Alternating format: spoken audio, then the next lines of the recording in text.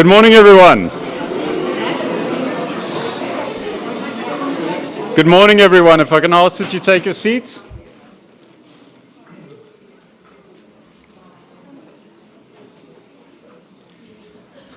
Good morning and welcome to Faculty Day 2022. I'm Professor Werner Kodir and I'm one of your program directors for today alongside Dr. Khomotso Matsabe. I wish you a wonderful day and a half ahead. This is the first time in 2 years that we've been able to sit face to face with one another while also using a hybrid approach so that we can spread our word a little bit further.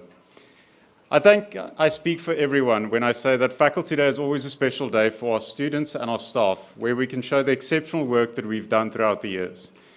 COVID-19 has not been an easy one for anybody, but I think the fact that we can sit here and still present high-quality research in a diversity of fields is testament to the quality that is in the Faculty of Health Sciences. Now, before I introduce Professor Diar, I would just like to go through a couple of housekeeping rules. So if I can ask that all switch off their cell phones, or at least put it on silent. I ask that all the presenters please load their presentations before the start of the session, otherwise it might cause some technical or logistical delays. The emergency exits naturally are on the side, and we also have 2 exits on the front. For anybody that is going to need CPD points, please fill in the roster therefore as it gets distributed. Now ultimately there's also tea and coffee being served in the foyer, and seeing as though we are social media active, please remember to use Facebook and Instagram whenever possible. Now I'd like to introduce the Dean of the Faculty of Health Sciences, Professor Tiaan Diar.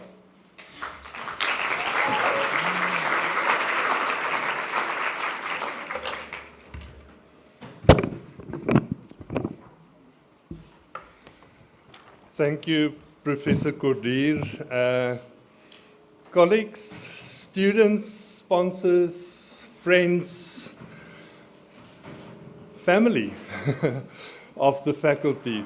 It is an exciting day. It is amazing to see so many staff members and faculty members and students and a choir at our 2022 Faculty Research Day.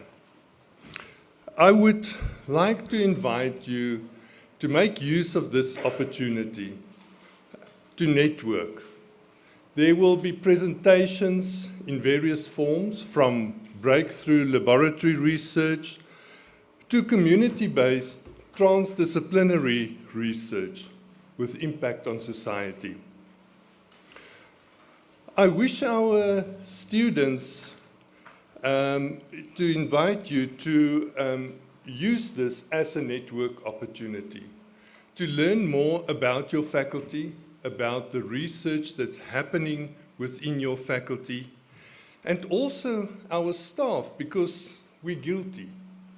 We sometimes don't know what the person in the corridor next to us are doing, never mind in the building next to us or in the campus across the road. So during these 2 days, you will be able to enjoy great presentations on disruptive technologies, innovation in teaching and learning, resilience in health systems, and discussions that will help you understand the future research terrain in health sciences. I would like to thank our Deputy Dean Research and Postgraduate Studies, Professor Tavani Mashamba Thompson, and a very competent team and Faculty Day committee for putting together this exciting program.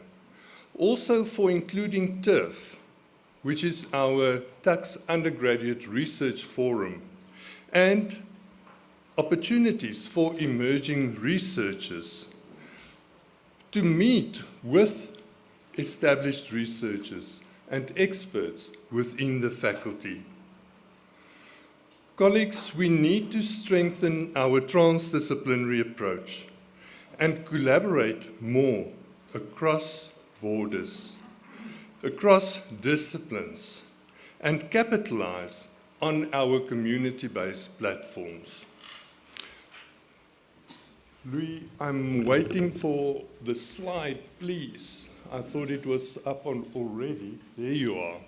So I've decided to give you that one slide illustration.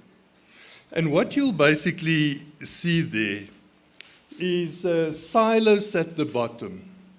And normally we don't encourage people to break things.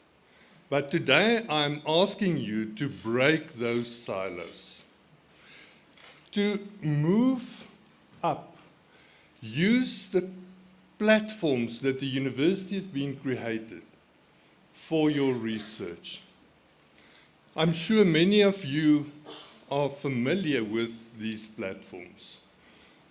Future Africa, Innovation Africa, the Javid Art Center, and Engineering 4.0. Those are 4 physical platforms to promote transdisciplinary research. And you might think, what on earth am I going to do at the Javid Art Center? You'll be surprised.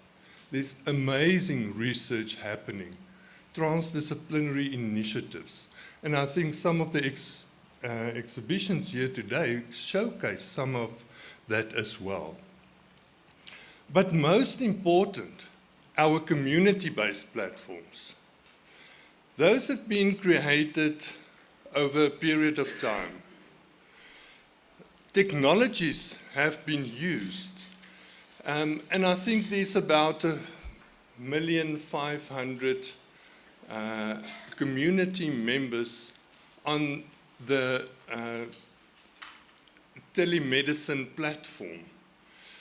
There's huge opportunities to make an impact on society and to make sure that it's sustainable going forward. So colleagues, keep that slide in mind, and it will also feature in the 2023 implementation plan for the faculty. It is important that we address the SDGs, the Sustainable Development Goals, and it's not only about SDG 3. We know that the university has been doing very well in SDG 3 and that we ranked 2nd in Africa and amongst the top 100 globally. And it is because of the work that you're doing. Maternal and infant healthcare strategies, malaria, One Health, and the list continues.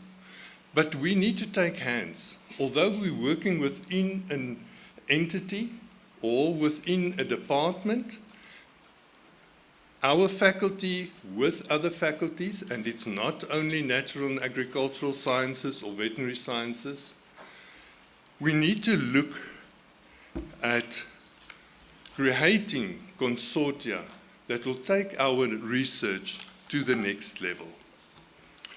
I need to congratulate you because the faculty's research outputs increased from 2020 to 2021, and the 2021 figures is currently at higher education in the audit process. But it went up from 237.6 units to 326.2 units. 27.16% to be exact, during a COVID pandemic. I think you need a round of applause for that.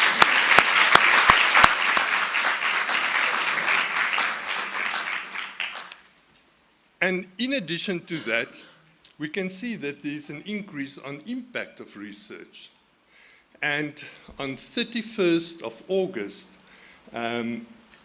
watch the media, another Nature paper coming out of this faculty.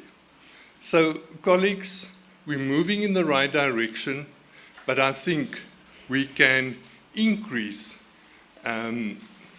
our tempo, and our impact through collaborative, transdisciplinary research using the platforms that's being created.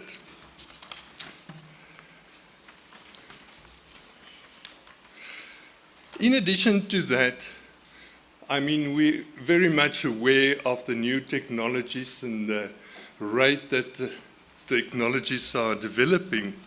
So the Center for Simulation and Innovation, the Skills Laboratory, as you might know it, you might see some significant changes in the near future, bringing new technologies into the space, because what we use in our research, we must implement in our teaching and learning, and therefore also the transformation of the curriculum that's taking place.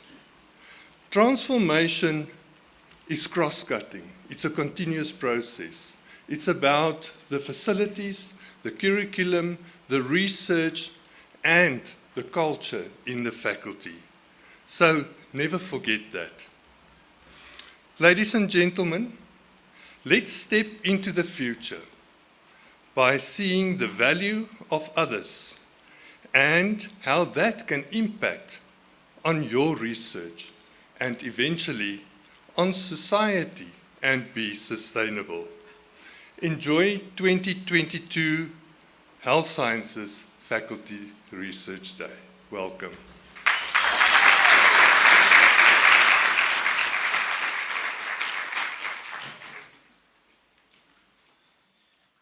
Thank you very much. And now that we have officially opened, before we start with the science, let's welcome the Faculty of Health Sciences Choir to entertain us a bit.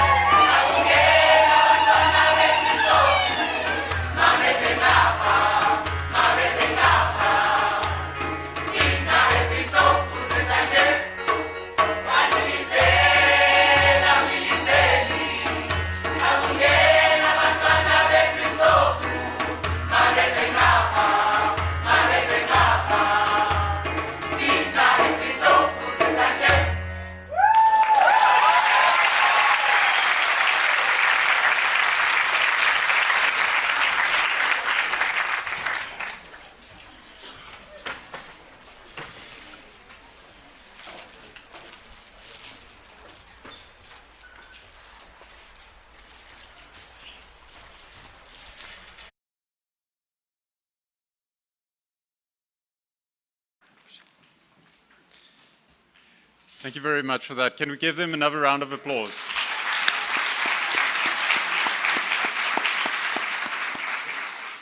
Unfortunately, Prof. Tayara has a very busy schedule, so please excuse him. Now, next up, we have our first keynote address by Dr. Nitika Pai. Just to give you a brief biography of who she is, Dr. Pai is a tenured associate professor at McGill University's Department of Medicine in the divisions of clinical epidemiology, experimental medicine, and infectious diseases, and a physician scientist at the Research Institute of the McGill University Health Centre. She is an elected member of the Royal Society of Canada's College of New Scholars, Artists, and Scientists, and was featured in the list of Canadian women in global health in 2018 and 2020. Dr. Pai is a global expert in diagnostics with over 15 years of experience in research initiatives in Canada, the United States, South Africa, and India. Her research aims to inform domestic and global policies on point-of-care diagnostics for HIV, STBBIs, particularly as it relates to digital health innovations that expand access, linkage, retention, and manage the trajectory of care for patients living with these conditions. She develops integrated process and product innovations and incorporates digital innovations, artificial intelligence, and implementation science with point-of-care diagnostics to serve marginalized populations nationally and internationally. Recently, she has extended her research efforts to improve self-testing initiatives for COVID-19. She has also been funded by the CIHR, the FRSQ, Grand Challenges, Gates Foundation, and IC Impacts Canada, among others. We welcome Dr. Pai.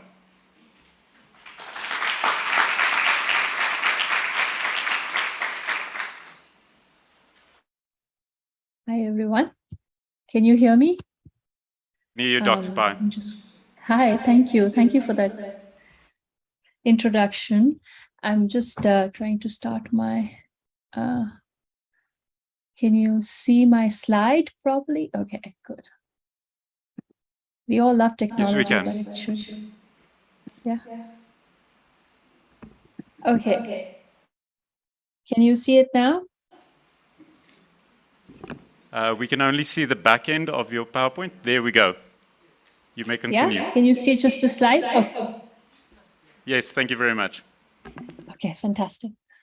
I'm really happy to be here today virtually. Hopefully I'll be there in person. So thank you for inviting me and thank you for that introduction. Let's begin with disruptive technologies because I have a big PowerPoint presentation for all of you.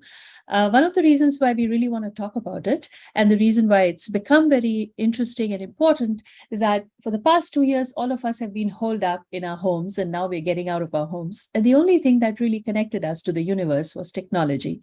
So a few years ago, it was really hard to make the case for integration of technologies, in the healthcare systems. But now COVID-19 has really helped us and helped each one of us understand why they're so important and how they could be expanded to, to integrate in and integrated within healthcare systems. So that's my disclosure. So today I'm going to just first start out with the context behind the need for disruptive technologies, and then do a deep dive into novel diagnostics, connected diagnostics, Internet of Things, and real-time diagnostics. Touch a little bit about AI, machine learning, clinical decision support tools. Also talk about big data and predictive analytics, AR and VR solutions that are being actively developed in the background. And then we always worry about data sharing. And so a little bit about blockchain technologies. So let's talk about why, why has there been such a huge amount of interest in investment in digital health? And especially, this kind of awakening and awareness has happened in the past 2 years. It's also predominantly driven by our international health agencies, namely the WHO.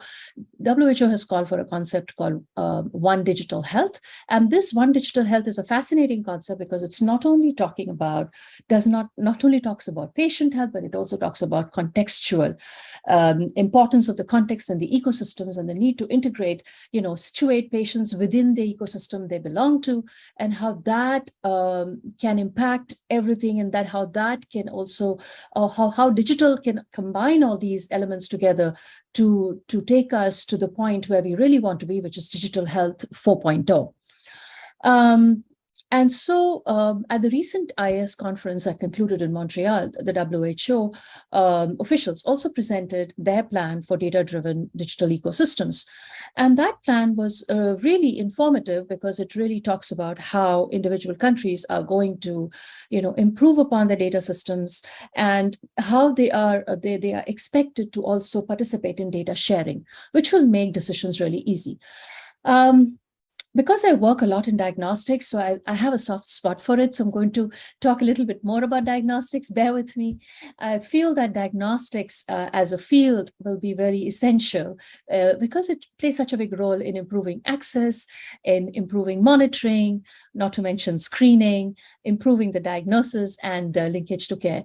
And the international agencies, thankfully, have been very woke in this space, especially in the past 2 years, as we've seen with COVID-19 diagnostics.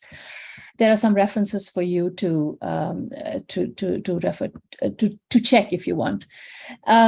When we talk about, I remember in the introductions, somebody mentioned Sustainable Development Goals. And as we know that the first and the second Sustainable Development Goals talk about, ending poverty and ending hunger. But the third SDG, as we call them, is about improving health, making sure that there's equitable health for all. And one of the ways in which this can happen is through digital. I'm not saying that's the only way, but it is one of the ways in which we can probably democratize access to care. We don't want to belabor the impact of COVID because all of us have been through it. But if you look at the statistics, and this is, even if you look at any statistic coming from any country or many countries across the world, it's always an underestimate. But from UN, they say 500 million were affected, 15 million deaths worldwide, and 23 million children really, because of COVID, missed their basic vaccines in 2020. We know that we have lost a lot of colleagues to the pandemic. There have been maximum number of deaths in TB in a single year. And most of the programs, as we know, for HIV, TB, malaria, all the resources were directed to fight COVID. So the progress was halted in about 92 countries, 92 of the 140 that we care about. So how do we play catch up? And how do we kind of leapfrog into the future? So to do so, I think we need to do two things in parallel. A, get back on track slowly but surely. And B, try to imagine health systems that can really serve the needs of the young population. And that includes all the young people in the audience. And for that, I think we need a little bit of imagination. We also have to deal with a lot of competing risks. As we know, we are all concerned about climate change. We are concerned about the rising rates of depression and anxiety in the young and the elderly population. We worry about ending HIV, TB, malaria, hepatitis, HPV, and we have goals for all of these. But to be able to get back on track, we really need not just funding, but also we need to get off from the inertia of rest that has impacted us. AMR is the next pandemic that we say that will threaten us. And not to mention future pandemics. Monkeypox is already there. So I feel that inequity, we have learned through COVID-19 that inequity was a major driver. We've always known it in the context of HIV, TB, malaria, and all the big diseases, but it was evident with COVID-19. So in this context, which is not a very it's not a very optimistic context, but in this context, do we see a role for disruptive technologies? Let me just give you some hope. And the next few slides are probably going to help you, be optimistic about how these can be dispensed, connected, integrated within the healthcare system. So the first that I'm going to talk about is diagnostics. As we know that diagnosis is an essential part of really getting people into care. So it's the Achilles heel, as we say. And there are people who kind of, there's always this, in our spaces, we always have this rhetoric, and there are people, there's something called interest group pluralism, which I learned when I was a grad student and a medical student. Every other group has their own interest in getting funding for different areas. But I think diagnosis is something that should always continue to be funded regardless. Because it plays a critical role. And as we've seen, if we do not diagnose early on, we lose lives, as we noticed in COVID-19. And so the exciting developments that we have seen in, you can check on this paper that we've seen in diagnostics. I'm just using HIV as an exemplar. In the past, we relied on antigen, antibody-based tests and RNA tests and all that. But now we have nanotechnology, we have microfluidics, we have the omics, we have NGS, which is now touted to be the next big thing in diagnostics.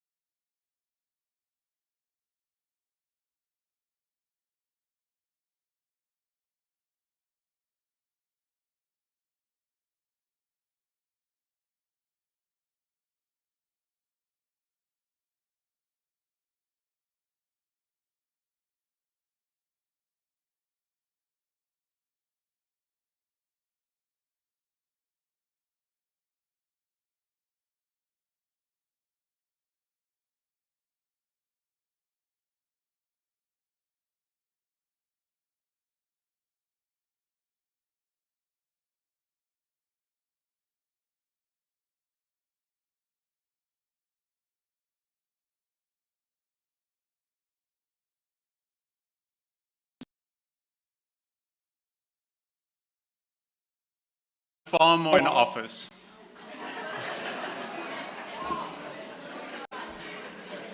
A little bit louder? No, not a farm. Yes, is it okay now? Yes, we can hear you. Okay, Okay. Prof. Your slides are just not on the cable. I'm just scrolling them to get to slide 11. Okay, Is this- thank you. I see we're is it still o- on slide 11. Is it okay now? We are on slide 13. Sorry, Prof. We're not at 11 yet. Oh dear. Okay. The right slide. I got out and I'm back in. Okay. Prof, yeah. what I'm going to do is I'm going to stop your screen share, and then you just need to do it one more time on your side to click the green button at the bottom. Okay. Okay. Well, let's see. Is it better now?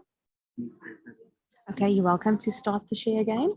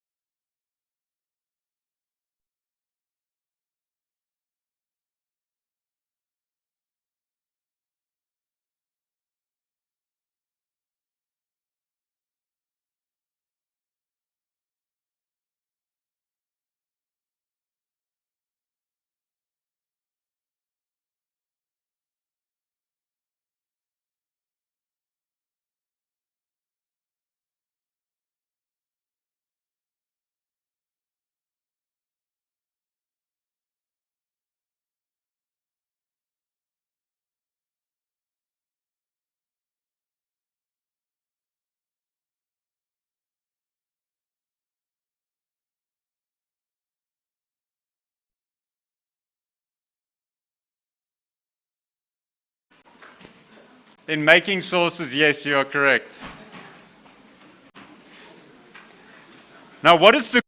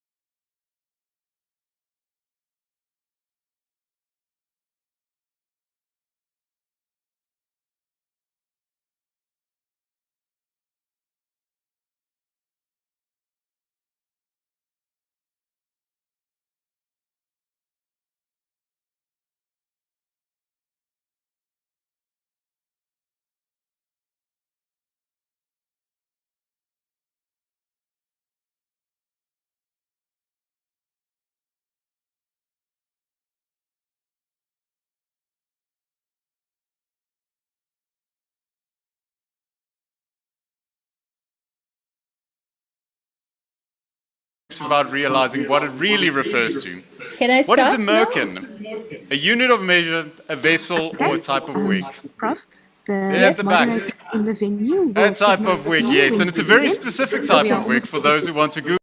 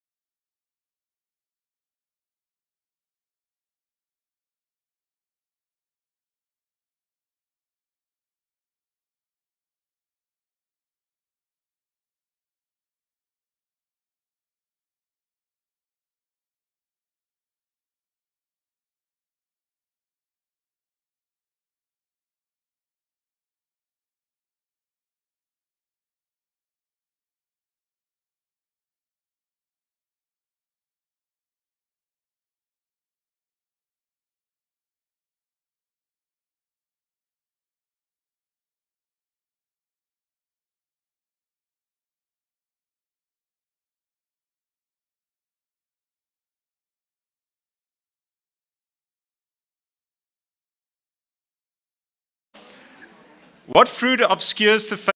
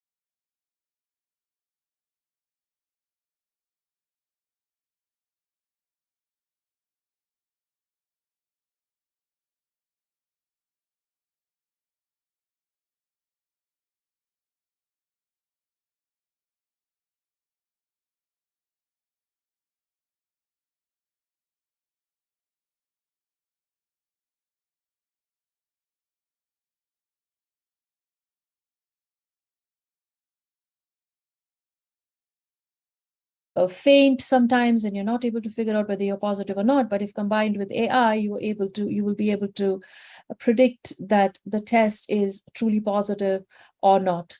Image recognition is being used in so many fields that that you would need another hour to kind of talk about the advances in this space, but predominantly, very importantly, in radiology, in dermatology, and in oncology, it has made huge strides.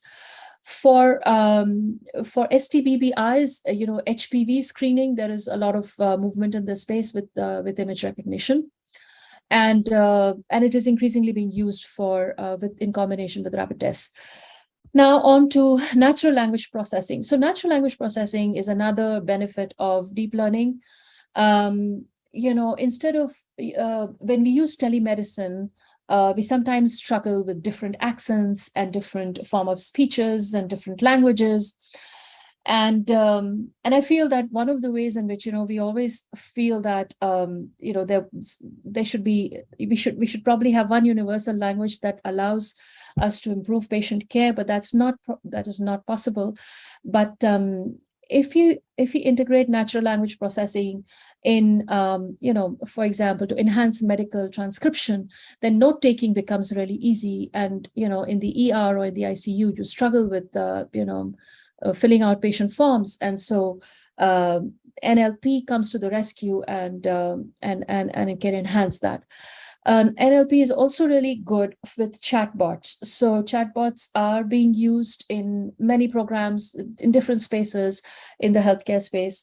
And if you combine this NLP with electronic health records, we will also be able to extract data and create a seamless experience in terms of creating a data stream that can be used for prediction. Currently, it is in development. In some of the hospital systems, it is being used, and moving on to another of these benefits of machine learning. We can use machine learning to optimize lab productivity. So we can use it to look at clinical workflows, where are the inefficiencies, where are the gaps. You can use it to monitor performance of different sites, like I mentioned before. You can use it for surveillance. You can use it for QA, QC, which is important for lab systems. You can check on the efficiencies of systems. And so if you use it intelligently, you will not only create early identification systems, but also improve better systems, create efficient, high-performing systems. At the cost of, with economies of scale, you can bring down the costs of these systems.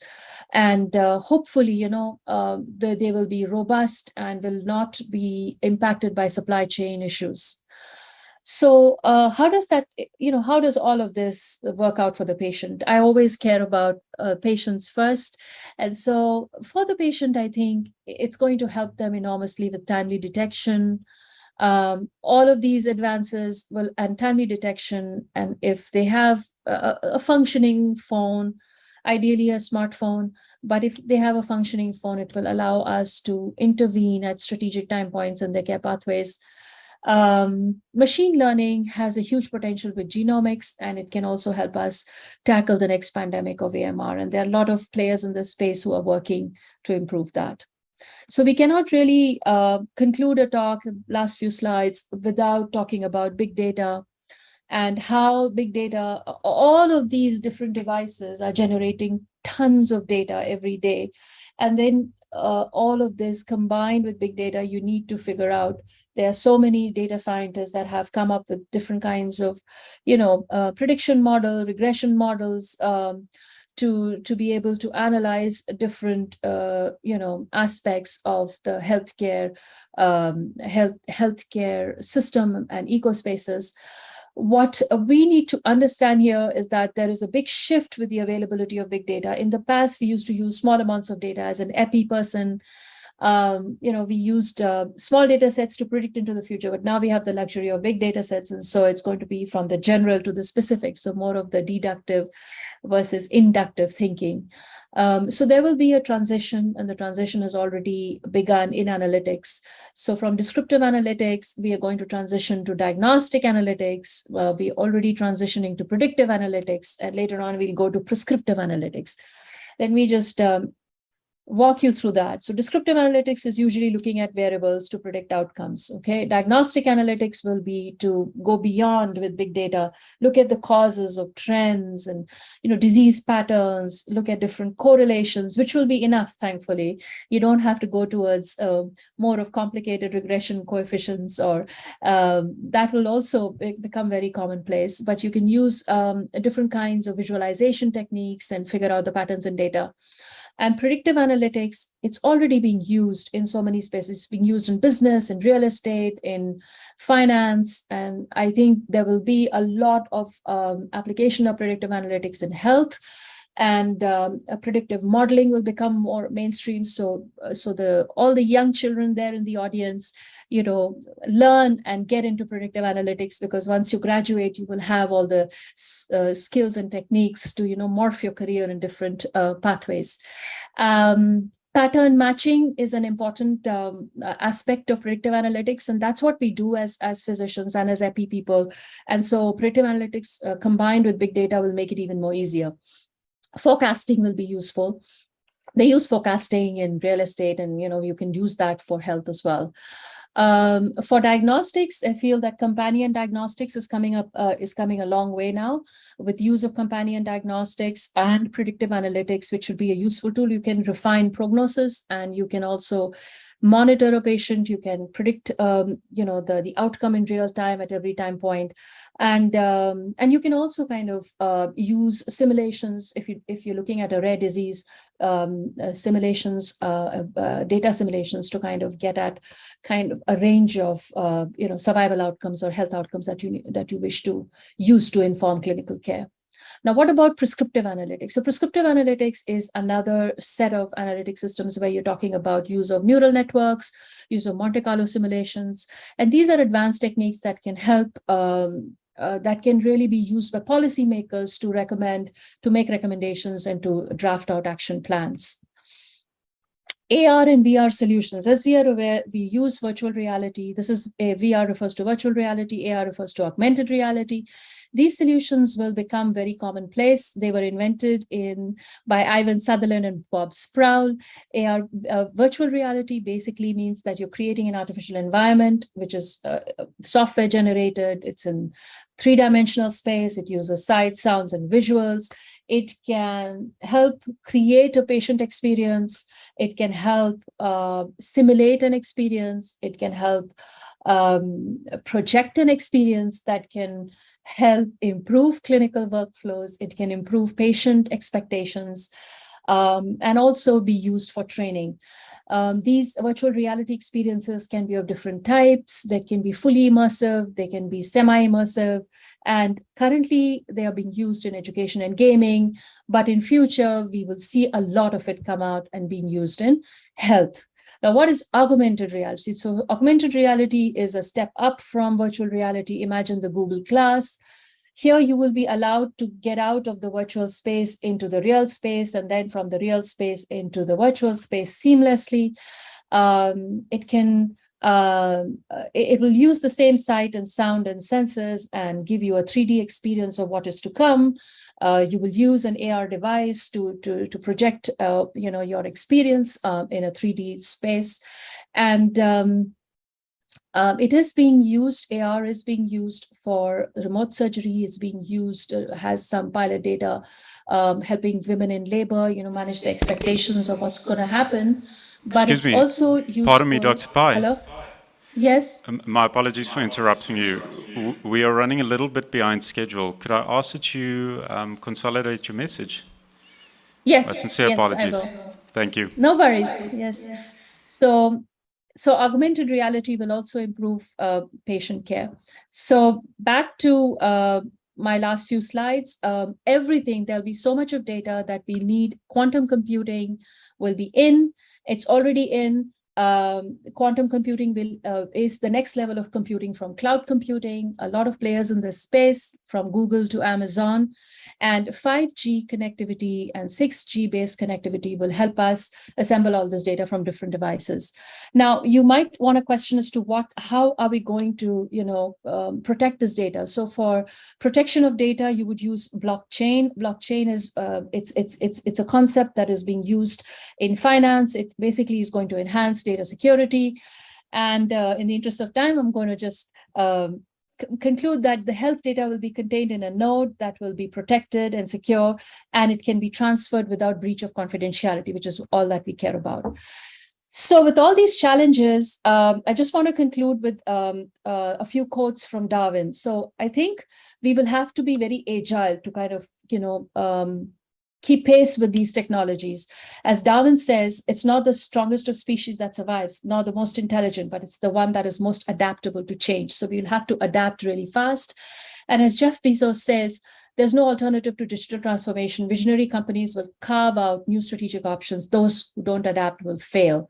My hope is that with all of this digital transformation, hopefully we will improve care for the bottom billion. We'll improve the efficiency, reduce costs and improve agility in our healthcare system. And then that should trump the inequity that we see, the inhuman treatment that we see, and the truncated care pathways that are experienced by the bottom billion. I conclude with Martin Luther King's quote: "Of all the forms of inequality, injustices in healthcare is the most inhumane." And so we hope that technology will be the great equalizer. Thank you so much. Thank you, Dr. Tivani, and thank you to all of you for listening to me, and hopefully we will take a few questions. Thank you.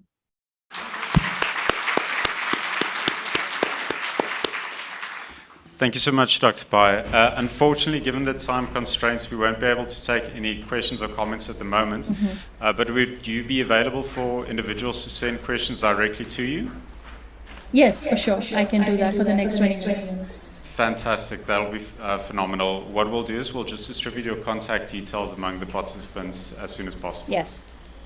Thank you. Thank you very much, everyone. We are now running a little bit behind of schedule due to the technical delays. The panel discussion is going to take place outside in the Twelepele Square, so if I can ask you to move that way, and then afterwards we'll move back inside for our parallel sessions.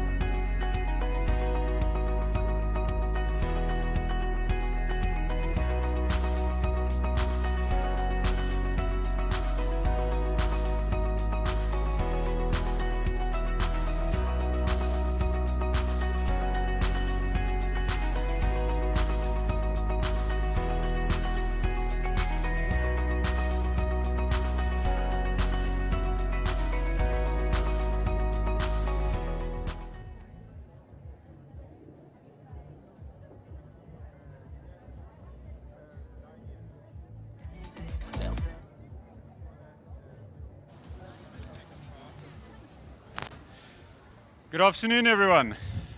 We are now running a little bit behind schedule, so we are going to do a very, very quick introduction of our chair for the session, Prof. Mariki Venter. So, Prof. Mariki Venter, I don't need much introduction because she's made quite a name for herself over the years. She is involved with a multitude of different virology-based centers and has published more than 150 publications with an H index of 48 and more than 6,000 scientific citations. So I think it's something we can all aspire to. She's also ranked 12th on research.com in terms of microbiology. Now, today's panel discussion is going to be on disruptive technologies, and I'm sure that we are all looking forward to that. Thank you very much. Prof. Venter? No, it's not on. Hello? Yeah. Is it on? Okay. Okay, good afternoon, everyone. Thank you very much for joining us after this very interesting talk that we just had on disruptive technology. I think we set the stage, and I would like to welcome my colleagues.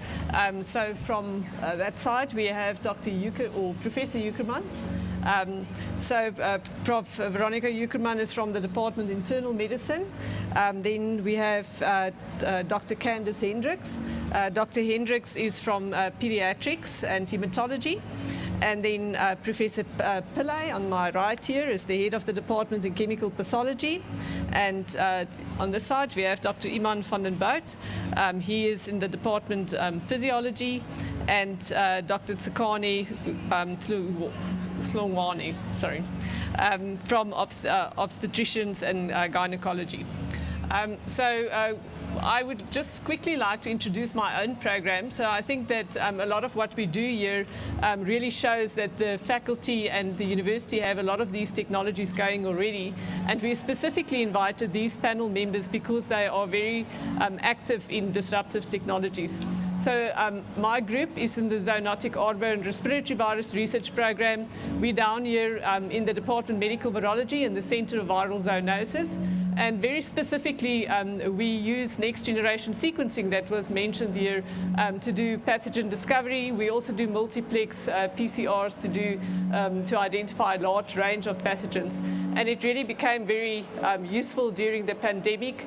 We're part of NGS SA, and we were part of identifying Omicron, but that was really working with our clinical partners like Professor Ueckermann as well. So I would like them to introduce their technology to you, and then we'll take some questions around it. Veronica, would you like to start? So my background is actually as an ICU. Okay. Is that better? Okay, great. My background is that of a critical care specialist and physician. So I think for us, technology in the ICU, something we've grown quite accustomed to, and big data is something we've grown quite accustomed to. It's allowed us in COVID to ease things a little bit, communications with families, for instance, intubations that we didn't need to get right down. We had virtual screens, we had all of those technologies available. But I think as much as technology in the ICU allows for precision medicine, allows for big data collection and prediction, it also has highlighted some of the inequalities that we've seen in healthcare. So certainly my ICU here, or the way I worked in the COVID ICU at Steve Biko, remote monitoring wasn't even a thing for us. We were just trying to deal with masses of patients. So the inequality is the one thing, and of course ethics. I think when you have a lot of technology available, we can do a lot for people. We can keep them alive for a really long time, but we have to make sure it's ethical to actually do so. So those are the sort of the... Is that better? Okay. So those are the kind of two-edged sword, if you want. It's been great technology in the ICU. We can do a lot for people. We can intervene in organ failure, but on the other hand, it does raise some ethical issues. Thanks. Let's go around the line. Candice? Right. Yeah. So the disruptive technology I want to speak of is chimeric antigen receptor T cells, also known as CAR T cells. And these are T lymphocytes that are genetically modified to express a very specific receptor. the external portion of which is able to identify a specific antigen on, for example, a tumor cell, but it has an internal signaling domain similar to a T cell receptor, which then allows that cell to kill the tumor cell. So all the current CAR T cell products in the clinic are autologous, which means the person with cancer actually donates their own T cells, which then get genetically modified, cultured, and then infused back into the patient. And although it is advantageous in certain aspects, there are also a lot of problems with this. If you can think, the patient is already ill, so there are harvest failures, so they just don't have enough T lymphocytes to actually harvest, or they can have T cell dysfunction. But also in the time from which they donate and the time to which they actually get the infusion again is approximately 5 weeks, and patients can actually progress during that time. So much research in this area at the moment is actually focused on what we call universal CAR T cells or allogeneic CAR T cells, where you get a person that is healthy to donate these T lymphocytes who are then genetically engineered to express the CAR. But usually in this instance, we need to genetically match the patient and the donor. So what do we do in the instance where you are unable to do that? So a universal CAR T cell actually means that you also do gene knockdowns, so that when those cells are infused into the patient and the donor cells do not recognize each other as foreign, so to speak. So we can do that by actually knocking down HLA or T cell receptors or both, in addition to other genes, so that these cells actually become universal. So you can bank them, they become an off-the-shelf product, and they can then be given to patients whenever they need it, and they can have multiple infusions. And this is actually summarized very well by Graham et al. In Cells in 2018. So I actually think the future of this technology in South Africa is to actually make allogeneic CAR T cells available to all, because the autologous products are actually too expensive for us to afford. Thank you very much. The disruptive technology that I'm going to talk about has a major impact on pathology, which is and laboratory medicine, which is the domain I work in. So, as you know, more than 70% of medical decision making requires the intervention of a laboratory and requires a diagnostic test. And a lot of these diagnostic tests are immunoassays, and they use antibodies. So antibodies can be polyclonal or monoclonal antibodies. They're very expensive. But the technology that we've been working with is the use of single domain antibodies, and these are about 1/10 of the size of a conventional antibody. And we can make these in the laboratory, and we can grow them in bacteria. So in a very simple laboratory, we can make these antibodies, these very small antibodies, they're called nanobodies because they have a nanometer size, and we can make them in the laboratory against almost any protein antigen. And we can produce them in bulk, and we can produce them infinitely. So they're really like monoclonals, but they're produced at a much lower cost. And one of the, apart from the ease of production for developing low-cost diagnostic tests, and I'll be giving a talk in a few minutes to expand on this topic, is that you can then create low-cost, affordable tests that you can deploy across the world, and especially in developing countries. The other thing I need to mention about these nanobodies, they are heat stable, and they're also acid stable. So the heat stability means that the reagent kits that you create with these have a long shelf life. There's no cold chain required. So particularly in a continent or in a country where you have high temperatures, it's very easy to ship them. And obviously it allows the possibility of more self-testing, because if the test is really cheap, you can then actually deploy the test across the population and make more personalized testing available to the consumer. And also you can, because of the stability, you can also ship these by mail order as well. And so there's a huge opportunity for both for home self-testing, for many different types of infectious disease, but not just infectious disease, but also non-communicable disease. And I'll also be talking about how you can use this for measuring glycated albumin, which is important in the monitoring of diabetes mellitus. Thank you. Thank you very much. Hello? There we go. Isn't it an amazing time to be alive in medical science, eh? So many amazing things happening. From our side, in our group, we pay a lot of attention to new technologies, and we think very hard on how they're going to fit within the public health system in this country, because it's a very constrained system. So one of the technologies that we're using is the establishment of breast cancer organoids. So we have a focus on cancer in general, and right now we're mostly focused on breast cancer just as a start. And we're looking at organoids, which are essentially in vitro models of the tumor from patients. And we're focusing on African patients only because they have historically been completely left behind in research, since most cancer research takes place or has taken place in the global West, focused on European patients. So with these organoids, we're able to establish panels that can be used for all of you researchers out there to do drug discovery, to understand the genomics of breast cancer in African patients, and then very importantly, and brings me to the next point, is to also improve diagnostics in African patients. The other project that we're working on is bringing liquid biopsy technology to public health here in South Africa. Now, for those that don't know what liquid biopsies are, these are tests that we can analyze DNA either from cells that are in the blood or from cell-free DNA in the blood, and we're focusing on cell-free DNA, to be able to diagnose cancer.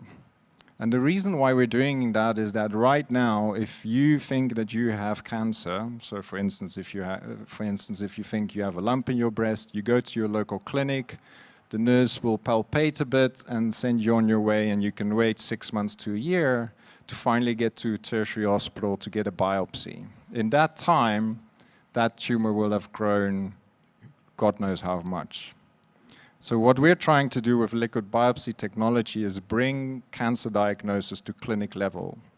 And in that way, we hope that we can get earlier treatment and better outcome for our African patients in cancer. Thank you. Thank you. So I just want to give a bit of background before I tell you guys about our disruptive technology. As Prof mentioned, I'm an obstetrician. So in obstetrics, we share a lot in the patient's journey. So we see that women who are pregnant want to have a positive pregnancy experience, and they want to have a positive pregnancy outcome. However, sadly, some pregnancies actually end in devastating tragedy. So this would be the birth of a stillborn child. And often this is actually very hidden from the community. It's seen by the mother and her family and her healthcare providers. But however, stillbirths are actually a very big problem. They're a global challenge. There is one stillbirth every 16 seconds globally across the world. That means we have approximately 2 million stillbirths occurring annually. Majority of them, over 98%, actually occur in low middle income countries. And what's really sad is that the mothers are said to be clinically healthy, low risk, so they're expecting good pregnancy outcomes. So what we see in our South African population is that the majority of stillbirths that we see occur, and they are categorized as unexplained. So this is undiagnosed fetal growth restrictions, the fetus who's not able to achieve its genetic potential, and this leads to ultimately a stillborn baby. So what we've done is prioritize screening low-risk pregnant women who are attending primary healthcare clinic antenatally, and we screen them to look for a high-risk fetus and a high-risk mom to try and see, are we able to identify the fetus that is at risk of dying? And what we use to identify and screen the women, the technology is called AmbiFlow. So AmbiFlow is transducer, like a probe, which has a cord and a USB connection. Currently, they're developing a wireless cord, so you can use Bluetooth to connect to it. So you can connect it to any notepad that has the Ambiflow software. And what it does is that it measures the fetal umbilical blood flow. So it tells us about placental function. So it tells us, is this placenta healthy enough to carry the pregnancy to term? So this is a South African product. It's a low-cost product. It's mobile. It's coined by the South African Medical Research Council and CSIR. And we were able to use it in primary healthcare clinics where we are able to empower nursing teams and midwives to screen women who are coming for their antenatal visits. And we've screened over 7,000 women in attending antenatal clinics across South Africa. And what we see when we screen the women is that the prevalence of having abnormal Dopplers, this abnormal blood flow through the placenta, is actually higher than what we see in high-income countries, which is what we see with the research being done a lot in the Western areas or high-income countries and not in our area. And what we see now is that when we screen the women, identify them as having the high-risk fetus, and appropriately refer them to the next level of care, if they are assessed appropriately and they intervene appropriately, then we are able to reduce stillbirths. And in the current studies that we've used the technology, we were able to reduce the rate of stillbirths by over 40% by screening women. What's also great about this device is that it's got a digital interface, so it's got a sound and graphic representation, and it will give you the results immediately, and you are able to intervene and refer the patients. It also has a option for a 3G input so that you can have expert support remotely from somewhere else. So this is also great to improve access to healthcare, even for women who attend in the periphery or in rural areas, so that they can have support, and then we can try and prevent stillbirths and identify the high-risk fetus in a low-risk mother. Thank you. Much. I think it's absolutely fascinating to realize we have this technology here at UP. But I would like to ask Veronica and Professor Pillay, how do you see this technology that we use here really to have changed the face of medicine internationally?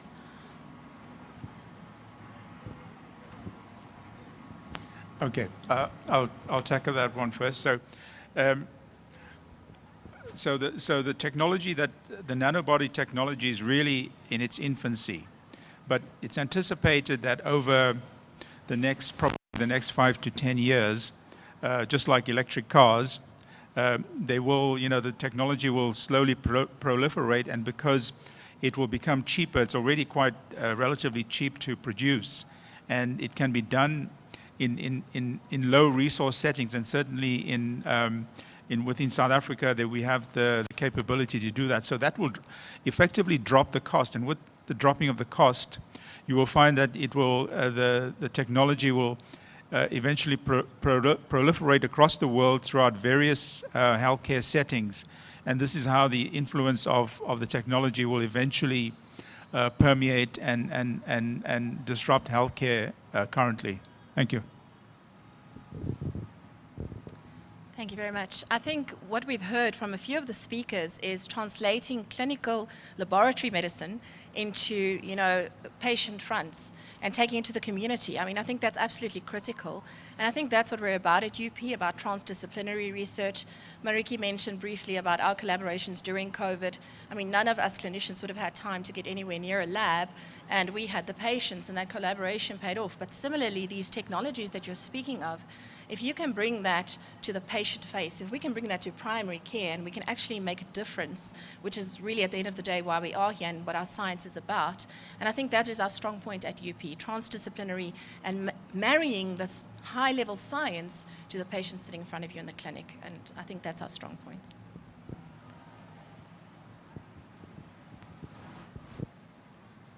Thank you very much. So Candice and Tsakani, you both already described this technology that's so very useful for us to have here in South Africa. But how can you see, would it be possible to make this more accessible in public health, especially since it's quite expensive, what you describe? I'll give each of you a chance. Okay, yeah, so presently it seems that CAR T cells would never come here, but I believe we really can make it a reality. And I think the first thing that we need to do in South Africa is that we don't even have cell and gene therapy legislation. So we have to advocate for that to be implemented before we can even start giving patients these therapies. And then we need to start enrolling our patients in international clinical trials so that we can actually see the effect that these treatments are having on our patients, and that will also help with advocacy. So yeah, I think there are a number of things that we can do, but without the legislation to actually do it and without showing how it can actually help our patients, it's very difficult to move forward in this realm. And importantly, we need to start a local manufacturing industry for CAR T cells. And we believe at the ICMM particularly focused on allogeneic CAR T cell therapy, because this will mean that this therapy will be widely applicable to both public and private patients on a need to have basis rather than manufacturing per patient. So I think those are the three sort of initial things that we need to do to try and make this a reality for our patients.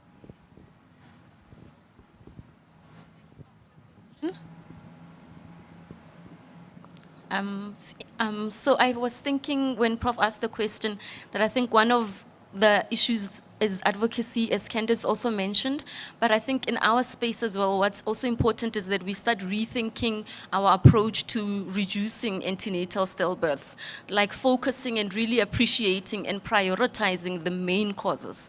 And this includes us recognizing that this is a public health concern and that we need to involve the relevant stakeholders, policymakers, so that we are able to get this to the patients, so that we are able to implement on the ground. As mentioned with the work, we see that there is a specific reduction in stillbirths, and this has really challenged us to really reimagine antenatal care. So we know we've got our national guidelines with Basic Antenatal Care Plus, and now we can have Basic Antenatal Care Plus Ambiflow, where we screen our women between 28 and 34 weeks. And perhaps this can be a practical solution that can help us prevent stillbirths or find modification for placental insufficiency. So this can be something that we use while we wait to see if there will be a reality with changing, finding modifications or preventions for placental insufficiency in our population. Thanks, Prof. Thank you. So then lastly, I would like to ask Iman, you do such important research in cancer, and it's such a reality for so many women in the country.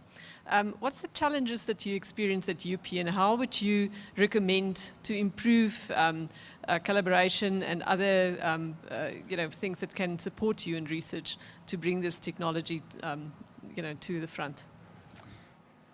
Yeah, those that know me know I'm not a very silent person when it comes to problems. Yeah, there are so many challenges. I think the whole public health system at the moment is a challenge, and if it were not for the stellar people working in it, we would have nothing. So I think a big part, it was already touched upon in a way, is I think political advocacy of ensuring, and you were also mentioning it, we need a rethink of the approach to medical science and health and public health and how we combine those to bring technology here and then to establish incubators here at the university. And that means that we massively increase the promotion of collaboration. I know it always gets talked about, but there's no platform within the faculty to really push collaboration. So something like that needs to happen. And then we need to find these focus points, like there's plenty here. These are great focus points to say, okay, let's put in a lot of money, put in a lot of people, and get working on these things and go from lab to bedside, from lab to bedside and back, and get that flow going so that, I'll give you an example. So this project I'm doing now involves medical, I have to go to theater and get samples. And if it, I had to go find people and, talk to people to get them to work with me, and they're great, they're amazing people, but that should have been easy. And where it was hard, I had to go, there wasn't an easy system to put this in place. And I think those are little things that can be done. And then, we need to make it known to the government that we mean business. And we want to bring this technology. And this technology is for our people. I think there needs to be a big focus change that, things like cancer and so on they're Western diseases, they're African diseases as much, and our African patients need research done on them, for them, so that they can be treated properly. Thank you very much. So I think we've already heard today here what exciting technology we have within the faculty, but also how many crossover points there is that we can actually work together. And I think that's the value of Faculty Day, that we can actually see what other people do. And I do agree with Iman, it would be great if we can enhance collaboration within the faculty. For me personally, the clinical collaborations that we've had has been wonderful, but I'm a virologist, and I know also collaboration with epidemiologists, clinicians, through the bank, bioinformaticians is so important at the faculty, and to find ways that we can all benefit really of the technology that we have here. Okay. Any last word from the panel? Okay. So we haven't opened it to the audience. We're scared of you. We didn't know what you will ask us. But if there's any burning question, we can maybe take 1 or 2 questions.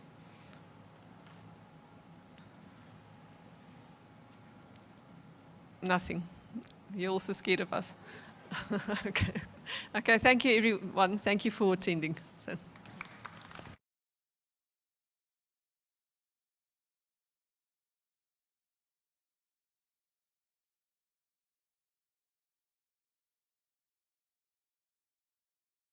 Everyone, if we can now move back into Tweelepelle 1 or Tweelepelle 2 for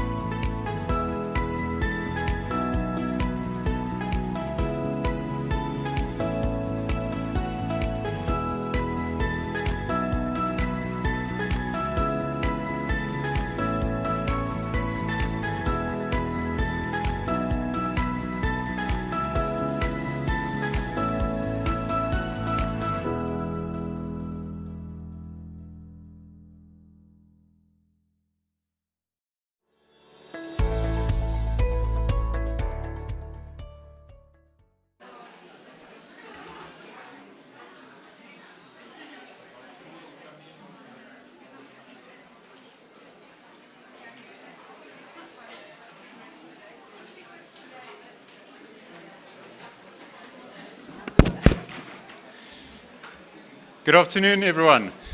Thank you for attending one of our parallel sessions. So the theme of this parallel session is going to be disruptive technology. So it feeds off of the panel discussion we've just had. I've got quite a few exciting presentations for you this morning, or sorry, this afternoon. But just to re-emphasize to all of the speakers, remember you have 8 minutes of presentation and then 2 minutes for questions. There will be a timekeeper here in the front, if you can just raise your hand. So please make eye contact with her, otherwise I have to get up and unfortunately, pull you off of hook. Okay, there is a clicker here at the front as well that you can use. You can just advance your slides using that. And if there's any concern, please speak to me first because audio and visual will not be able to assist directly from the back. So our first presenter is Ms. Barbara van Deventer, who will be speaking about the development of a cardiac channel molecular autopsy in a South African cohort of sudden unexplained deaths. Fantastic, please come up.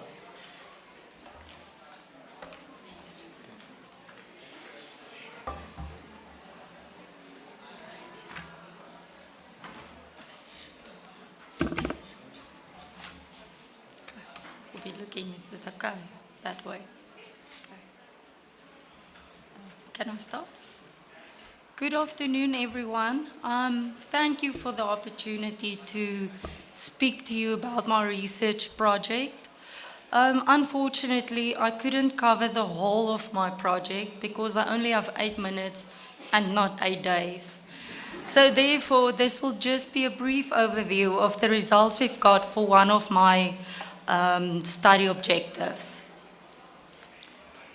So I came upon an interesting statement that said no other scientific discipline has embraced the application of molecular diagnostics more than the field of forensic science and pathology, especially when investigating the sudden unexpected deaths in the young. Approximately 70 to 85% of these SUDs in the young are cardiac related, which is then termed sudden cardiac death. And of these sudden cardiac death cases, up to 90% are caused by inherited cardiac diseases.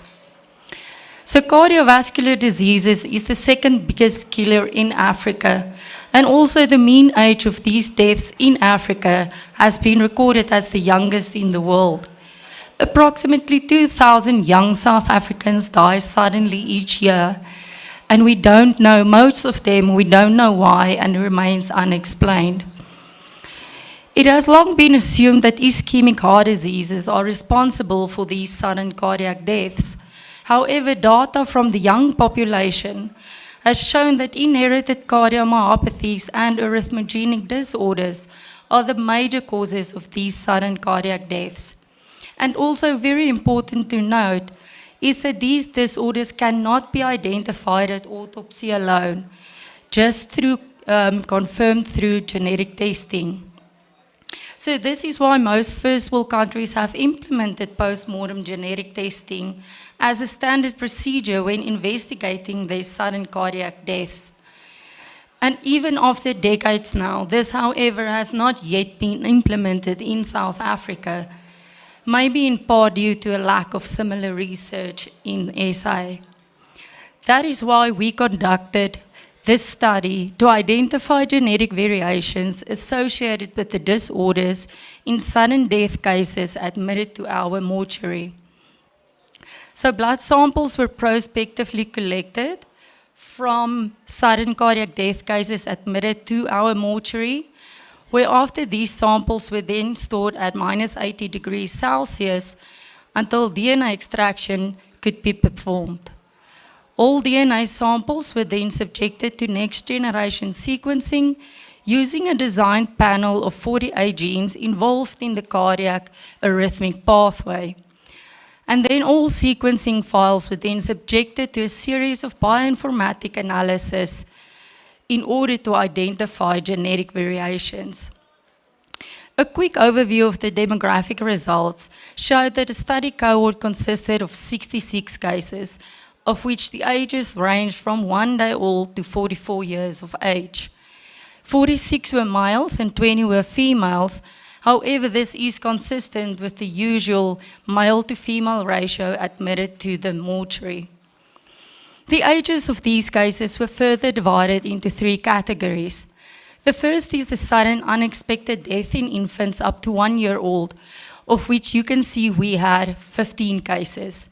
The second is from 1 to 18 years old, of which we had 8 cases. And lastly, the ages between 19 and 45 years old, we recorded 43 cases. However, you can see that the number of sudden infant deaths is relatively high in comparison to the other very broad age ranges, but this is also in keeping with literature. Amongst the total study cohort, a total of 182 missense variations were identified. So just as a recap, a missense variation is when an amino acid in a protein changes into a different amino acid.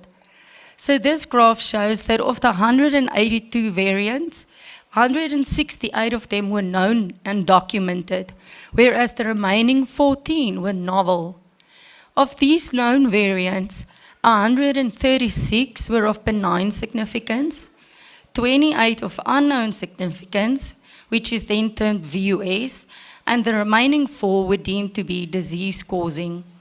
Of the novel variants, 2 were possibly disease-causing. This next slide is just a brief overview of the 4 cases identified with disease-causing variants. And for all of these cases, no cause of death could be determined after a full autopsy investigation.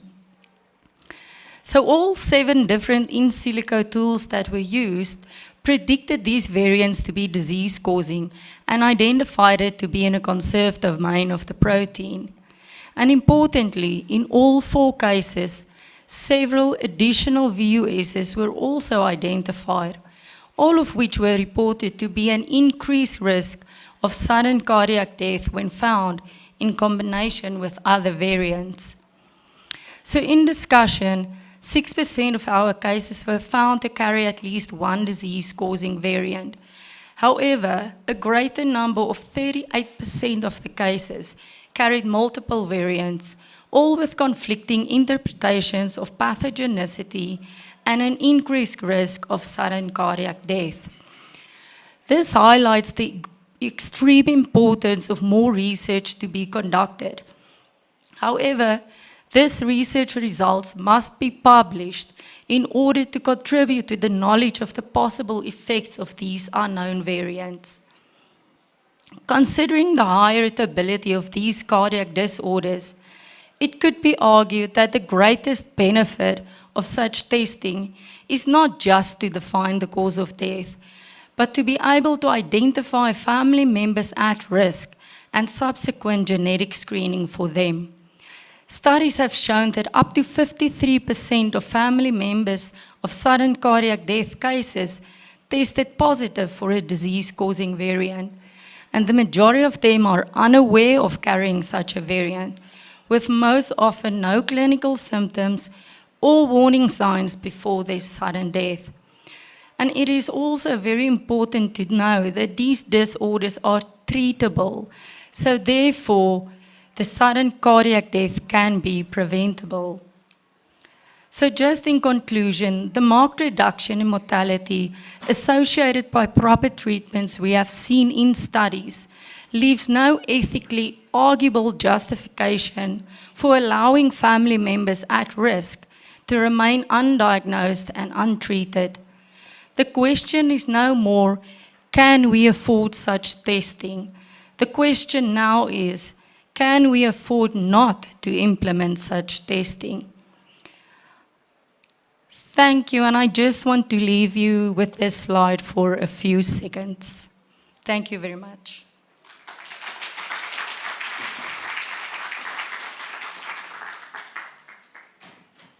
Thank you very much. We'd now like to open the floor for questions. Yes, Dr. van der Boot. Is there a roaming mic?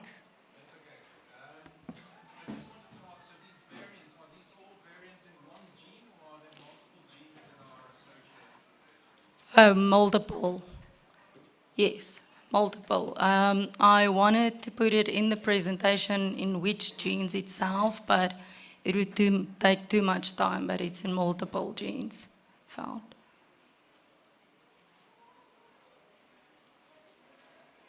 Maybe a question from my side. So in your conclusion, you stated that there's no ethical justification to keeping these potentially disease-carrying genes hidden. Do you think that providing patients with data saying that you may suffer from a cardiovascular event, we're not entirely sure it may happen, but you may as well also get it, do you think that might create an ethical quandary?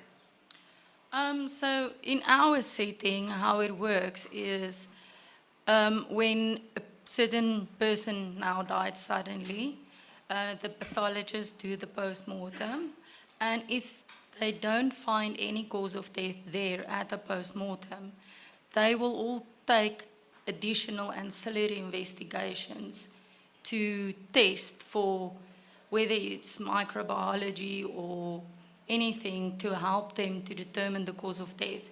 So doing a genetic test, if you find a disease-causing mutation and you are sure of that, and in combination with talks with the pathologist and the genetic counselor, those family members can then be told that, listen, we found something in your relative, and they have the option if they want to pursue genetic testing or not. But if you are not sure that it's disease-causing, you can't tell them. So I don't know if that answered your question. Thank you very much. Okay. Let's give another round of applause.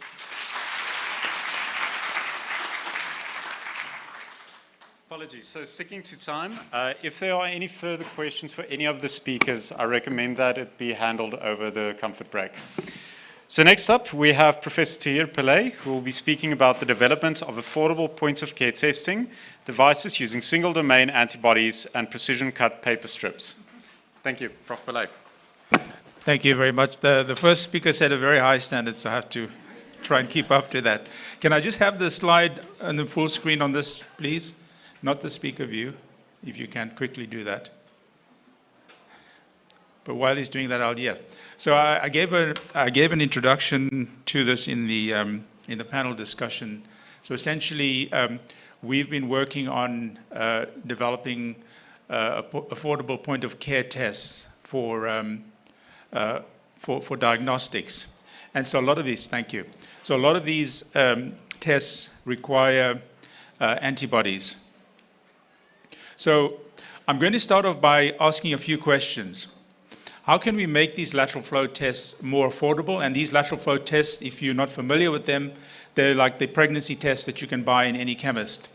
So we want to make them more cheaper and use more robust antibodies, and then also use cheaper materials to actually hold the reagents. And so I'm going to talk about, in the time that I have, I'll just briefly cover two applications. One is for COVID testing, and the other is for glycated albumin testing. So if we think about COVID testing, we commonly talk about the three prongs of COVID-19 testing: nucleic acid testing, antibody testing, and antigen testing. I'm sure you're all very familiar with that. And so the antigen testing, to test for the antigen, you need an antibody. So all the antigen tests you can buy nowadays in the chemists, in the pharmacies, all use an antibody, and it's usually a monoclonal antibody. So a typical antibody, so antibodies are produced by the immune cells. You can get monoclonals or polyclonals. A polyclonal is produced by many different populations of B cells, and this can be extracted from blood and used as a serum. So they've used convalescent plasma to treat COVID-19 patients. And then monoclonal antibodies are single antibodies expressed by a single B cell from a single gene. And these are produced, can be produced on a commercial scale, but they're very expensive. They're used in many different contexts for cancer, for inflammatory disease.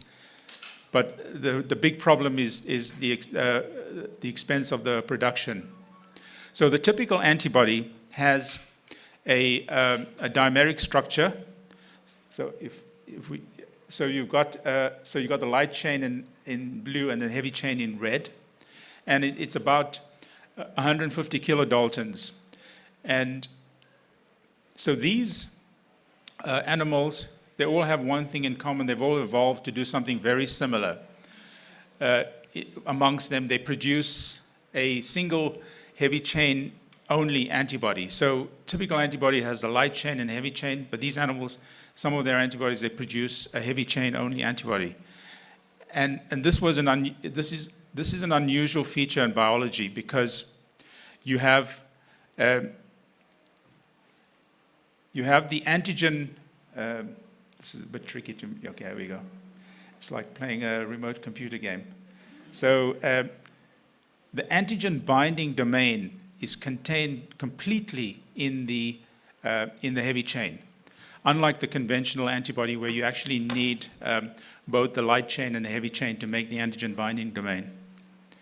So the way that these are produced, the animals are immunized, and they have an immune response, and the B cells are isolated from the blood of these animals, and then a cDNA library is constructed in phage, and you can literally, if you've got the protein, you can then fish out your antibody from your mixture.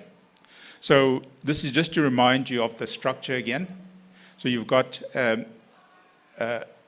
these heavy chain only antibodies, and the thing about these heavy chain only antibodies, you can cut the terminal part of that heavy chain only antibody, and it's a fully functioning molecule, and that is what is referred to as the nanobody.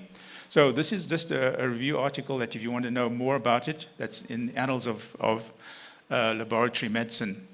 So again, just to show you remind you of the structure of the molecule, and you think about it as catching a ball with two hands or catching a ball with one hand. So that's the heavy chain only antibody. And a typical lateral flow test works in this way. You have a plastic cassette, so that's a common one, and within the plastic cassette you'll have a reagent strip which carries all the reagents, and then the reagents migrate along the strip and then react with the components to generate a reaction. So one application has been for COVID-19. We're also developing an application for glycated albumin based on a nanobody. And glycated albumin is useful because it can give you a shorter time window for the monitoring of diabetes mellitus, so approximately 3 weeks, as compared to HbA1c, which is more widely used. And so you can then transfer this onto a very cheap material like Whatman 3mm paper, which is used in many laboratories. It's very inexpensive.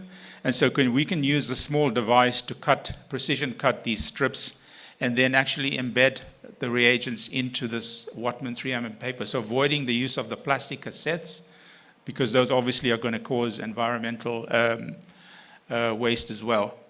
So in the context of COVID-19, one of the advantages is that you can use saliva, and these are cheaper to produce. They have a longer shelf life, and obviously you don't need a cold chain for transportation, and we can make them at a lower cost than any other device. Now, the difference is that with the monoclonal antibodies, and the reason the cost is low is with a monoclonal antibody production, you need a bioreactor, and that's why all the monoclonal therapies are very expensive. Nanobodies, we can produce them in a very simple laboratory, literally in your kitchen.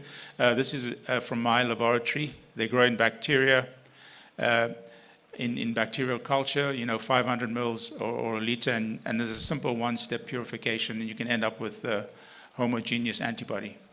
So I've gone through that very quickly because of the time, but as I end, I just want to acknowledge our funding sources and also the funding that we received from the Gauteng Accelerator Program. Thanks very much for your attention.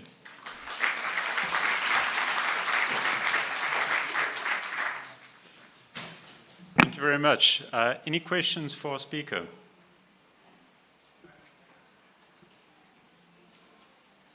Yes.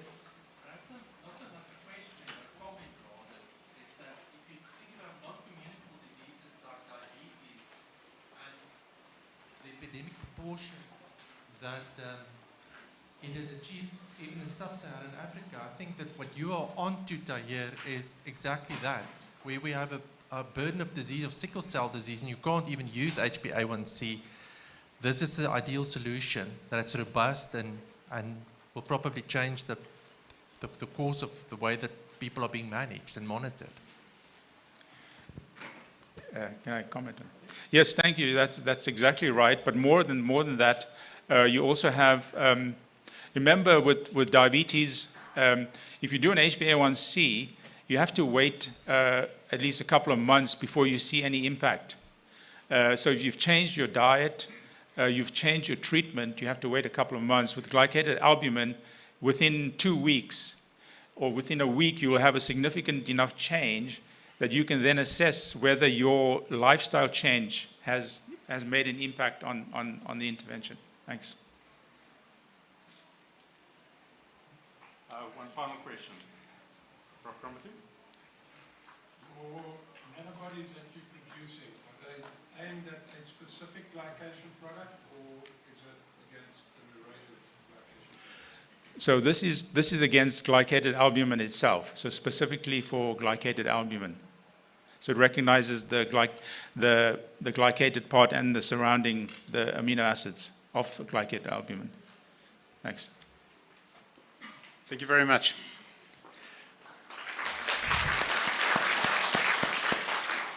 So I'd like to welcome to the stage Dr. Jesnay Kirsten, who will be speaking about body composition estimates from bioelectrical impedance analysis and its association to cardiovascular risk, a retrospective review.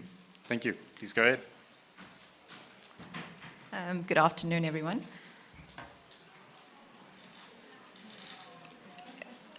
If I could also have it in full screen view, please. So this afternoon, I'm going to be presenting some findings from a large data set that we looked at that's estimating body composition and its association to cardiovascular risk. So I think most of us are familiar with the traditional risk factors for cardiovascular disease: your age, gender, whether you're a smoker or not, your level of blood pressure. And the Framingham Risk Score was developed at the Framingham Heart Study, where it was a composite score to kind of estimate your risk, your cardiovascular risk in 10 years' time. So on your left there, I'll show you what a traditional Framingham Risk Score inputs are. So those are your age, your gender. You would need biological markers such as your total cholesterol and HDL. And then whether you were a smoker, your level of your systolic blood pressure, and whether you are on treatment or not. So the question is, can we use other risk factors to look at that are associated with an increased Framingham Risk Score? And so this study is really looking at whether we can use these body compositions, body fat percentage, body water percentage, and whether it could be associated with an increased Framingham Risk Score, giving us an increased cardiovascular score. So bioelectrical impedance is quite a mouthful, so I thought let me break it down before we actually go to the study. So it's basically a procedure when electric current flows through your body and it measures the resistance, the impedance. And you'll know that fat is a little bit more resistant to water and to lean muscle. And then your Framingham Risk Score is stratified. So if you have a score less than 3%, it means you're at low risk. If you have a score between 3 and 15%, it puts you at moderate risk. And then anything above 15 is considered high risk, with very high risk being greater than 30. So this is a machine, the Abbey Health Check machine, was placed in a couple of facilities in Gauteng, and I'll be reflecting on a particular facility where we analyze the data from. So you stand in it and you put your hand through this machine, and it collects a little bit of demographics, your age, your gender. It asks you about chronic diseases. It also measures at the same time your weight, your height, your body fat, your body percentage. It tells you about your oxygen saturation and your pulse rate. And it subsequently calculates a body mass index, which is a BMI, and it also calculates your Framingham Risk Score. Now, this machine does have a few intellectual property rights by the manufacturers. So I can't tell you exactly what they use in their calculation to give you a Framingham risk score, but I do know that they don't use body fat percentage and body water percentage because that was confirmed by them. I suspect they used body mass index because that's sometimes used as a proxy for the cholesterol and the HDL cholesterol. So, as I had mentioned, we put this in a facility and we wanted to look at the body fat and body water percentage, and we used an analysis of variance because we stratified the Framingham risk score into low, moderate, and high risk. So let me show you some of the results. So essentially it was 4,008 records that we looked at. You'll see it's a majority of a female cohort. The mean age was about 33.6. And then I've just highlighted what the body fat percentage mean and the body water percentage mean were. The body fat percentage, you'll see, was 29.2. And after that, I stratified it into female and male because females tend to have a higher body fat percentage than males. But it was within the normal range. And then your body water percentage, again, was 55.7. And your Framingham risk score was 4.3. And just to note that this population, about 14% were smokers and 3.5% were diabetics. So we did this variance, and what you can see is that with increasing body fat percentage, you were likely to have a higher risk, a Framingham risk score, right? And if you had a lower body water percentage, you had a Framingham risk score that increased. Lastly, I just put the body mass index because I suspected it was used in the calculation, so I just wanted to show you. We also did this post hoc analysis where we looked within groups. And what we found, although it's not displayed here, is we found that, not unexpectedly, though, but a higher body fat percentage, the groups were at high risk for, if you had high risk versus low risk, high risk versus medium risk, and then medium risk versus low risk, all associated with increasing body fat percentage and decreasing water. So bioelectrical impedance is thought to be a non-invasive tool to measure body mass, body composition, and it has previously been used in epidemiological studies, surveys, and now we're showing clinical use. And our studies showed that individuals with higher body fat percentage and lower body water percentage had increased cardiovascular risk. Previously, the studies looking at body composition have only looked in a European population. So to my knowledge, this is the first kind of study looking within an African population confirming. And if you know the differences between European body structure and African body structure, this is adding to the body of literature that supports these findings.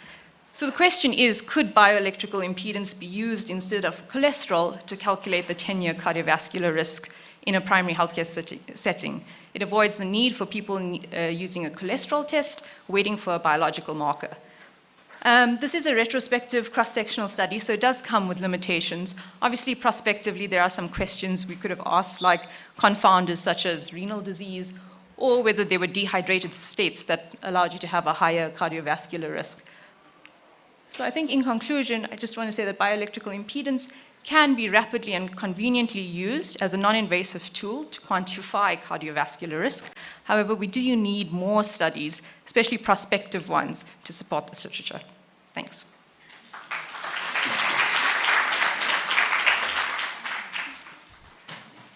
Thank you very much. Do we have any questions? And just to mention, Audiovisual has just let me know that to access the live stream, though, you will need to ask a question using a roaming mic. There at the back, DNA. Sorry, if you can just wait for the mic to arrive.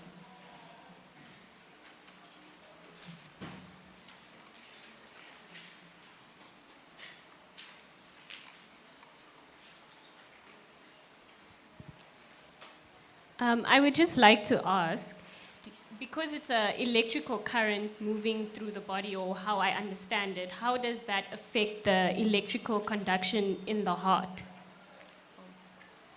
That's a really great question. I wish I knew the answer to it, but I honestly don't. I think it's probably the nutritionists would have a better idea of it. Thank you. It was a very good presentation. Thank you. Thank you.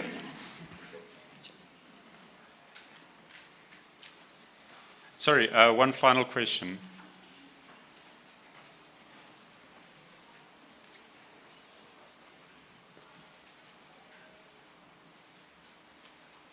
you for the presentation. Firstly, from Human Nutrition, there's no need to be afraid about, it doesn't affect, the currency is very, very low, so it doesn't have an effect on the heart. And that links to my own question. Many of these machines have different frequencies. Do you know which frequency was used in this abbey? No, I don't know, but I could find out for you and let you know, yeah. The modern machines are multi-frequency, whereas the old ones are single frequency, and their results are hugely different. Something to follow up on. Sure, perfect, thank you. Thank you very much. And just once again, the joy about Faculty Day and collaborative work. So our next speaker is Dr. Helen Malol, who will be speaking about anthropometry and body composition outcomes of infants in the first 2 years of life who were screened with the UmbiFlow device in utero to assess fetal growth restriction. Take it away. Good afternoon, everyone. For those who heard some of the panel presentation outside, you've got a head start knowing what I'm going to talk about today, the UmbiFlow presentation. I'm sorry, the UmbiFlow device, which is the disruptive technology that is part of the study. Sorry, I have to do this. So a background to this study is that the first 1,000 days of life, basically from conception to the second birthday, is a very critical time. It's a period of immense growth, development in the from the fetus to the young infants, and during that time is where the foundations are laid for optimum health, growth, and development, and into adulthood as well. And it is thought that more than 200 million children in low and middle income countries fail to meet their developmental potential for various reasons, undernutrition, diseases, environmental hazards, and so on. So the UmbiFlow International Study used this UmbiFlow device, which I'll show you in the next slide, but it was a WHO-sponsored study which took part in 5 low and middle income countries, one of which was South Africa. And it's important to know that it enrolled healthy, low-risk mothers. These were not mothers with increased blood pressure and things like this. These were low-risk, healthy mothers that were attending primary health care, antenatal care. So the mothers were assessed with this UmbiFlow device at 28 to 34 weeks gestation. And basically what the UmbiFlow device does, it measures the resistance index in the umbilical artery, which is basically the blood flow through the umbilical artery. So is the baby getting enough nutrition and oxygen? So the mothers that had a normal resistance index, they continued their antenatal care at the primary health care level, and mothers that had an abnormal resistance index were then referred to a high-risk clinic for ultrasound and further obstetric management. So this is what the UmbiFlow device looks like. It's a handheld probe. It's a continuous wave Doppler device. It's low cost, and all healthcare workers, like nurses, can be trained in its use in 1 to 2 weeks. You get a specific waveform, which is typical of the umbilical artery. And as you can see, there's like a traffic light system there. It's an easy referral system. So basically, if you're in the orange or the red zone, you get referred. If you're in the green zone, all good, and you carry on at primary health care level.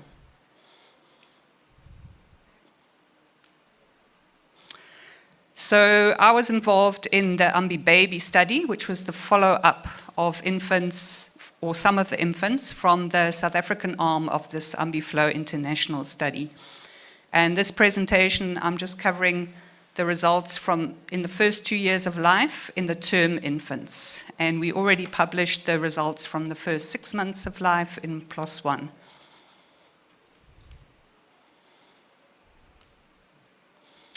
So first of all, our results at birth, 77% of these babies that had an abnormal resistance index were appropriate for gestational age. So they were not necessarily small at birth.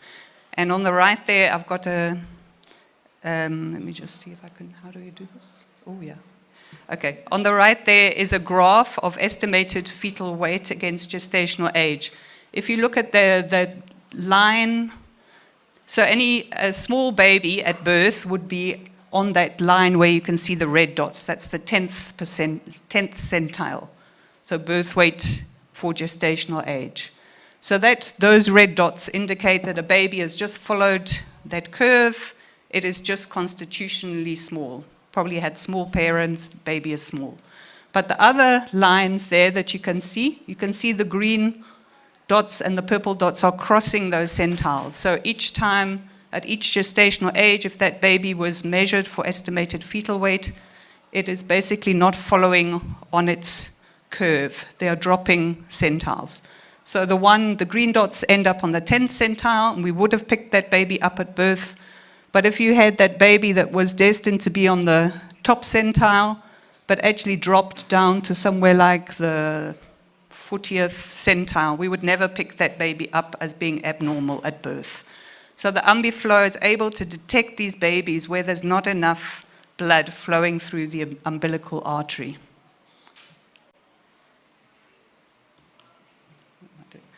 So these were some of the results where we followed the babies up from 6 weeks to 2 years. And so these are just basic anthropometry, weight, length, height, head circumference, and mid-upper arm circumference. And the green lines on top are the normal resistance index babies, and the red ones are the abnormal. And you can see for each anthropometry measure that the red line is always lower and often significantly lower. If we do them as Z-scores, so now we've normalized it for the age and the sex of the infant, you can see the same pattern. Weight for age, length for age, weight for length, head circumference for age, MUAC for age, and BMI for age Z-scores.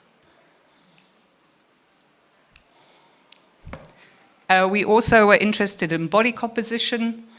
As the previous speaker has said, that body composition is always important, and we measured infant body composition at each time point using the deuterium dilution method, which gives whole body measurements of just the fat mass and the fat-free mass. In brief, a saliva sample is taken from the infant, which is called the baseline sample. A small amount of deuterium oxide is given to the infant, and a second saliva sample is taken 2.5 to 3 hours later, and basically an analytical chemistry method measures the post-dose sample, saliva sample against the baseline sample, taking into account the age and the sex of the infant. So what we get here are our results. Again, if you look on the left, the fat-free mass, fat mass, the same pattern we're seeing is that the abnormal RI babies are always less than the normal RI babies, and again with the same pattern for the Z-scores. Yeah, in brief, we don't know why these babies are not growing well. We want to do further studies to find out the reasons for this. And this is our team. It's a multidisciplinary team, people from pediatrics, obstetrics, gynecology, human nutrition, neurodevelopment, and statistics. Thank you.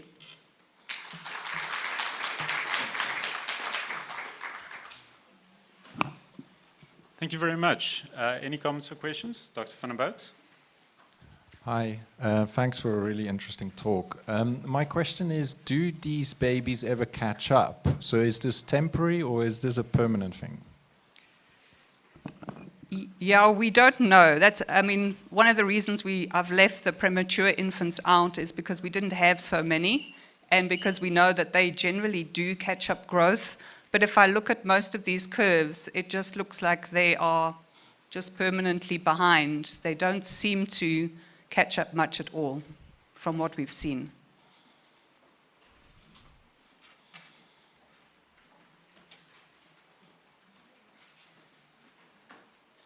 Thank you, Prof. Dalport. Okay, hi Helen. Thank you for a great presentation. My question is about how does hypertension affect the measurement, the RI index, the resistance index that you are talking about? I'm not talking about blood flow, I'm talking about the measurement. Hypertension in the mother. Yeah. We didn't recruit any mothers with hypertension. So these are low-risk mothers without any risk factors. So I don't know how it would affect it. We'd have to ask the OBS and gynae people, I think. Okay, thank you.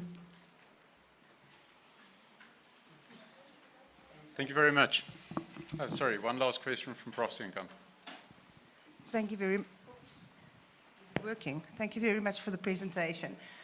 My ignorance, I want to know why would you use the measurement included at the upper arm, the mid of the upper arm circumference? Why is that included? We included it here really because it's measured at the clinics. So routinely, the clinics, they will weigh the baby, they will measure the baby's length, they plot that, and they also measure the mid-upper arm circumference. It is a measure of undernutrition. So if it's less than a certain value, I think is it 11 or 13, then that baby has undernutrition. Undernourished, yeah. Thank you very much. Thank you. So our next speaker will be Dr. Iman van der Bout, who will be speaking about breast cancer in South Africa, new ways to advance breast cancer care.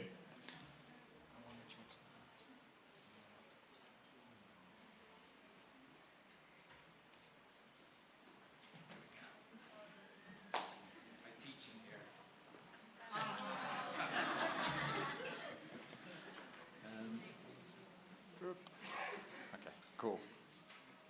Let me just see how this works. Okay. All right, hi. My name is Iman, and I'm from the Department of Physiology, but I work within the Center for Neuroendocrinology. Can everyone hear me? Is everyone good? Awesome. Okay, so I want to tell you, thank you. There's no cross on the floor. You should make a cross on the floor. Yeah, I'm tall. That's the other problem. So I'm going to tell you two stories. One is literally one slide. The other one is the longer one.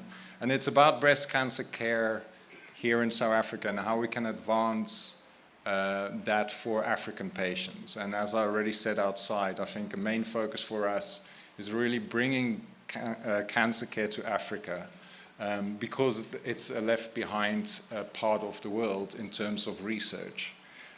So first of all, let me just explain why this is important. So when we look at cancer care in African patients, you have to understand a number of things. There's problems with diagnostics. So diagnostic tests that work well in European people, so for instance, the PSA test for prostate cancer, works poorly or mediocre in African men, for instance. A number of treatments that are being used have adverse side effects in African populations that do not present in European populations. And of course, we are home to the oldest genomes in the world, so of course there are going to be differences also, and remember, cancer is a genetic disease. So we need to have a lot more knowledge about the genomic background of cancer biology in Africa. And that's what we're going to do here. So one of the things that is very much needed in the preclinical setting is good tools to be able to do research that is relevant. And so, for those of you that have ever been in a lab, you'll know that most cancer research in the lab is done on cell lines that have been established in the 1950s and 60s. And those are not good representatives of what a tumor looks like, and moreover, they're mostly from European patients. So the project that we're working on is to actually establish cancer organoids as a platform for researchers to use in their cancer biology research. So what is a cancer organoid? Well, if you follow the news in science, you'll know that organoids are the biggest thing to hit the market. Organoids are a way that we can recapitulate and keep the in vivo setting very close to what it was in the patient in a dish in the lab. And so these are tiny 3D, I'm going to try, no, wait, I need to go back. Sorry, this is very odd. Okay, so, yeah, that works. Screw that. Okay, so that's terrible. We need a proper pointer, guys, this is terrible. So cancer organoids, what we do is, these are tumor tissue that we grow in the lab, and these are tiny 3D cell cultures, and they will reconstitute the heterogeneity of a tumor. Remember, tumors are made up of a number of subpopulations, and they are generated from cancer stem cells, and that is what we're doing here. What is really nice about it is we can expand these in the lab, so we can grow lots of it, so that multiple researchers can use them, and we can store them and reanimate them, so in 10 years' time we can still use these. So how do we go about this? Well, first of all, I have to make it clear that this cannot be done without good collaboration with clinicians. And I'm lucky enough to work with Dr. Makgoka at Steve Biko and Dr. Jackson at Califon, who are both surgeons, and I get to go to theater and watch mastectomies, and then we can isolate some tumor tissue right there. From that, we'll also take some blood, and from that we can isolate genomic DNA to do analysis for the tumor and for germline from the blood, and then we establish also the organoids. Lastly, we also do follow-up of the patients because we want to know what they've been treated with and how they respond, and for that I collaborate with the Department of Oncology and Richard Corneille. So what does it look like in real life? Well, I get a phone call and go to theater and stand around and wait till they're done, and when the mastectomy is completed, we dissect out a piece of the tumor before it's sent to pathology. That then goes to the lab, where we do a processing step, digesting the tumor sample into single cells, and then we grow them in the right-hand side there in a specialized media in a 3D matrigel. And that allows all of those cancer stem cells to remain alive and to proliferate. And this is just what it looks like over time. So you start with single cells and you grow these organoids and you can expand them as you go along. These really behave like tumors. As you can see in your right hand, yes, if you grow them long enough, they'll become metastatic. So far we've collected about 13 samples that we are expanding. These represent luminal A, a few luminal B, and one HER2 tumor. And just on the left-hand side there, you have a few of the differences. So we already see morphological differences in these organoids. So clearly there are differences. Some are really interesting, like the top panels is organoids that do not attach to anything, which is bizarre. And at the bottom, you'll see some confocal imaging as well, where we can look at protein structures within each of the cells and use these as markers as well. So what we're going to do with this is we're going to build a panel of breast cancer organoid lines and then test them for the current chemotherapies that are used within the public health system. And we're going to find which ones are good responders and which ones are poor responders by doing 384 well growth assays. These will then be used to do proteomics so that we can identify markers that can be used to stratify patients to help assist the doctors in giving treatment options in terms of the chemotherapy. We're also doing NGS so that we can pick up mutations in different cancer genes, and so we can get a really annotated library of organoids that can be used for other studies as well. Then one slide on the other project I'm busy with, which has just started and we spoke about outside, and that is liquid biopsies. So a big problem, as I mentioned before, is that cancer diagnosis takes place mostly at tertiary hospitals, which means that when you go to a clinic and you get referred, you're going to wait 6 months, maybe even a year to get a diagnosis, not even treatment. And I've been in theater too often seeing the result of that, which is hugely enlarged tumors, metastatic tumors, which could have been prevented with early diagnosis. And with Belgium collaborators, we're now establishing a blood biopsy system which uses ultra-low pass whole genome sequencing, which sounds expensive but actually turns out to be relatively cheap. And with that, we can do copy number variation analysis. And they have done some very clever bioinformatics to be able to cluster different cancers according to different copy number variation combinations. And all we're going to do is take their technology, bring it here, and apply it to the African genome, because that is all that needs to happen. What is really beautiful about this is a pan-cancer setup. So we're doing it as in breast cancer first, but this can be applied to any cancer. And in that way, hopefully what we'll be doing is bringing this to clinic level so that we can start treating patients at that level as well. Then it just leaves me to acknowledge the organoid team, and so the clinicians that are in there, Dr. Makgoka and Dr. Jackson. I especially want to mention the late Prof. Meshach Ntle, who was one of my first, champions, and really pushed me to go through with this, as well as Prof. Duncan Cromarty, who also thought this was a great idea even before I had any money for this. And then lastly, the people in Belgium that I work with, who have been great, and we've been getting funding from the Belgian government to also implement the liquid biopsy.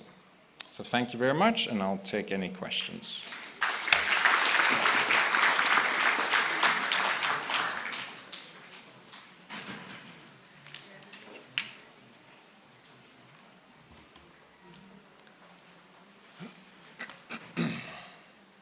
Hi, good afternoon. Thank you for a very great presentation there. I also work in cancer research, so I'm quite interested. How many passages do you get your organoids to grow to, or how long? So the paper that I use basically to copy, which is from a friend of mine in Europe who set this up, they have gotten up to 100 passages. For some of these organoid lines, I've gone up to 20 and they're still fine. So that is part of the reason why you grow it in this media, is that you can passage them for as long as you want. Sorry, Yeah. Prof. Sachs? Right.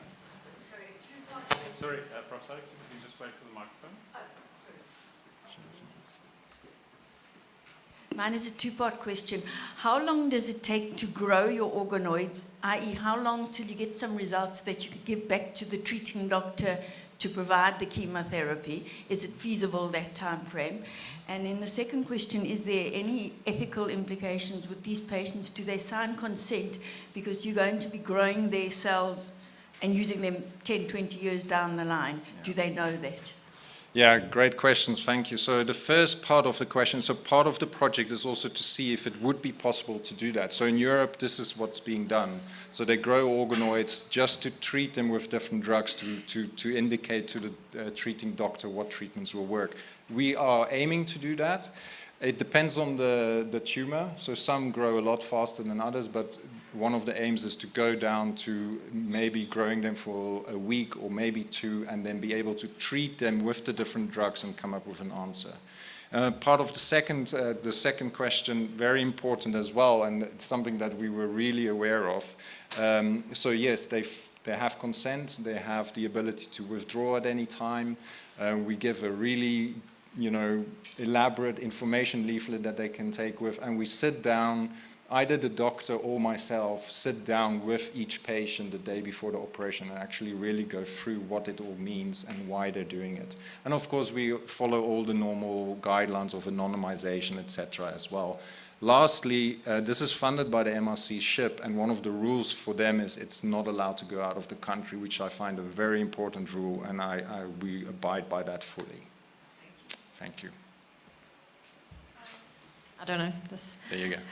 Thanks. Very interesting talk. So as you mentioned, the tumor microenvironment is really becoming the focus of a lot of the questions, especially with regards to chemotherapy. So I was wondering if with these organoids, I mean, are they able to replicate the kind of hypoxic, low pH environment that interferes with chemotherapy?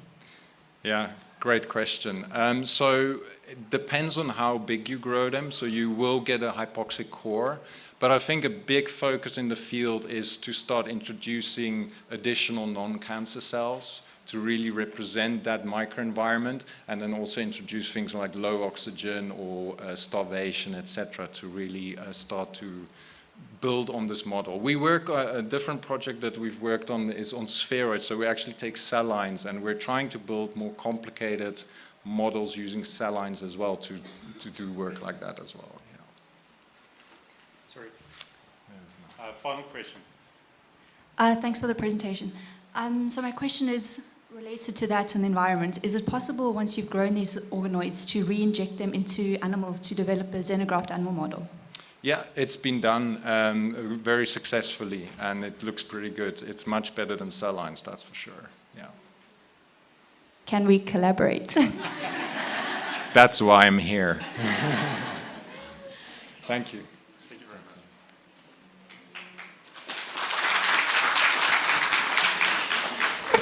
Thank you. So our next presenter will be Mr. Andrea Elleroux, who will be speaking about whole cell and subcellular protein expression profiles of HepG2 spheroid culture, change following drug cocktail exposure. Please go ahead. Where's the pointer? Sorry. Oh, this one. Okay. Thank you for the introduction. So it's a pretty nice thing that I'm following Iman, because a lot of the stage has been set. So I work with hepatocellular spheroids, and basically the core focus of what my PhD is trying to emulate is preclinical modeling and why it's important. So preclinical models need to be as representative as possible, which sounds really simple if you think that that is representative of a human. However, generally speaking, humans are quite complicated and host a diversity of different organ systems and billions of cells, which sort of begs the question, what are we doing to sort of screen for, to model these systems in culture? And some of them, or the more popular cultures, are monolayer cell cultures, which happen relatively easily. They proliferate rapidly and can be treated quite simply. However, they don't really recapitulate they oversimplify the human in vivo system. And then the other option is animal models, which, aside from interspecies differences, tend to have different pharmacokinetic parameters and also different metabolic rates, etc. And what happens if there's a way to sort of emulate these or recapitulate the complexity of the human organ system in something that doesn't cause harm to other species and is relatively comparable to the in vivo scenario? So enter organoids or multicellular tumor spheroids, which basically allow cells to form and establish their normal cell-cell adhesion and connections in a more representative way. They also turn on different signaling pathways inside these spheroids, which are completely different from monolayers, and we'll start unpacking this in a little bit more detail as we go into the presentation. So unfortunately, complicated questions tend to have complicated answers, so a lot of my analysis is going to be assisted using bioinformatics, which basically uses plots like this, which are sort of like heat maps, and I can't really see what I'm presenting. Okay. Heat maps look complicated, but they're really not. Basically, it's just this color scheme to orientate you as to whether things go up or go down. In this case, red is upregulated, blue is downregulated, similar to like a thermal scan. And then this can be sort of subset into another analysis called dimensionality reduction, which, for example, like this TSNE plot, start to simplify the data, and you can start looking at groupings which are a little bit more easier to understand. So literature sort of shows that hepatic cells are not happy when they are explanted from the body, and the image on the right, or my right, your left, sort of shows the transcriptome of hepatocytes once they are transformed and put into a monolayer culture system. And you can see that there's this time course divergent sort of change in the transcript profile of these cells over time. And this is sort of amplified and mitigated when you sort of culture these cells in spheroids. So the image on the left is the whole cell proteome of hepatocytes, either cultured as spheroids or as monolayers. And basically the crux of the image is that 3D spheroids tend to keep the phenotype of the in vivo scenario in much higher fidelity. So the aim of my study, or at least the aims that will be covered in this presentation, is to monitor the growth and viability of spheroid cultures over a 28-day time course under a drug-induced versus non-induced scenario, to microscopically evaluate the expression of hepatic marker proteins and to characterize the changes in the abundant proteome of the HepG2 spheroid proteome under treated and controlled conditions. So a brief overview of how we did this. We took monolayer cells, grew them as spheroids, treated them with an inducer cocktail or a non-inducer cocktail, monitored them for about 28 days in culture, and then collected their proteins. We labeled them with TMT, these little amine reactive isobaric tags, which allow for identification and relative quantitation of proteins when they're analyzed on a mass spectrometer. And then in parallel to this, we sort of monitored these cells using microscopy at each of the time points. And to add an extra layer of depth or coverage in our analysis, we cleared our cultures so that we could visualize the internal structures of the spheroids over the time course. And this is just a representative image of how well this process worked. So the image that is a dark spot sort of shows the spheroid without being cleared, and then the cleared one is the one. So basically, you can see the inner structures. So just some time course sort of aspects. We monitored protein content over the time course, which we used as an inference for proliferation, and then in parallel monitored for cytotoxicity, and they tend to remain relatively viable over the time course.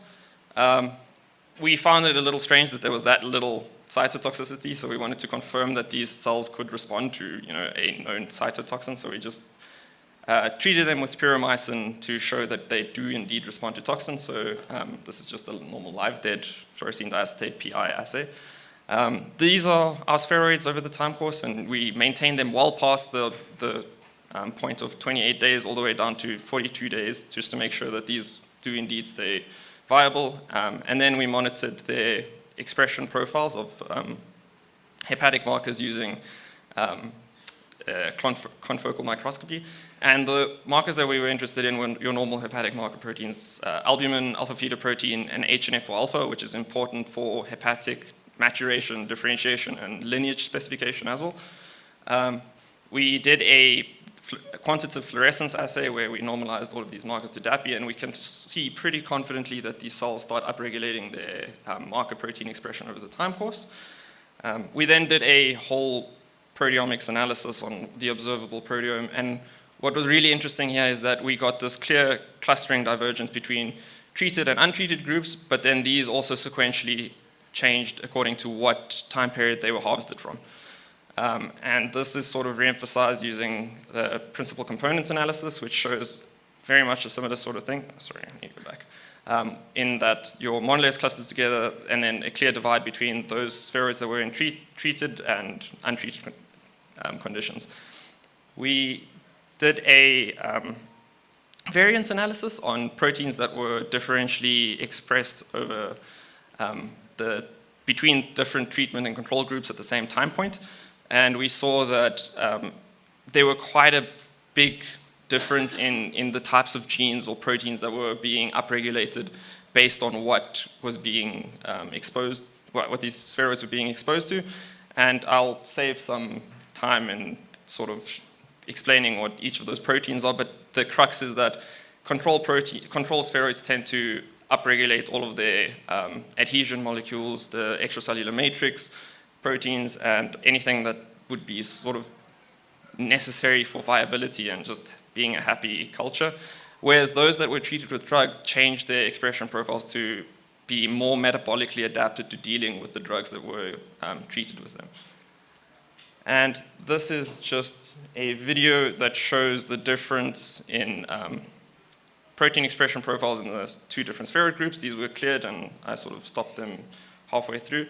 So a key takeaway message here is that in the treated groups, you see this more preserved upregulation of HNF4 alpha, which shows a maturing hepatic phenotype in those cases.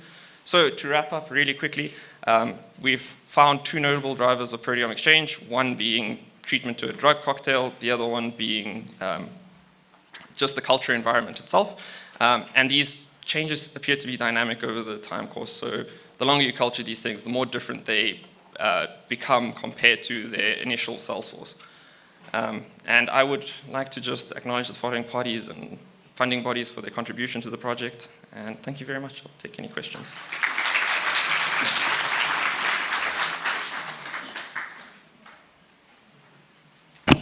Any questions? Yes.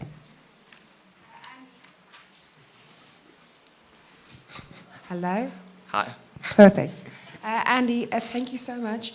I just want to know how easy it is to reanimate these cultures, because it's going to be used in a clinical setting or for screening purposes, right? So have you tried chucking them into liquid nitrogen and seeing if they respond the same? No, but I would hazard a guess and say that they would be fine if you can take patient samples like Iman's doing and revive those. This is sort of like a preliminary platform for like a proof of concept to the technology kind of thing. You know, ideally you wouldn't even work with the cell source. If you were doing something that is completely clinically representative, I would err more towards the organoid approach like Iman is doing. And in that case, I don't know, because hepatocytes don't like living outside of the liver. But yeah. I'm just asking because it takes some time to actually grow them up and get them at a stage where you can chuck some drugs on them. So just throw Panado. Time for one more question. And it seems like you are off the hook. Thank you very much. Thanks, everyone. Okay, so moving on to our next presenter, Ms. Mamkhatsani Sikoli will be speaking about the efficacy of a novel portable MRI as a biomarker in neonates with neonatal encephalopathy with suspected hypoxic ischemic encephalopathy. You chose all the difficult words. Please go ahead. Can you just show me how to move this? So to move it that one. To move it to the next one. Hold that one.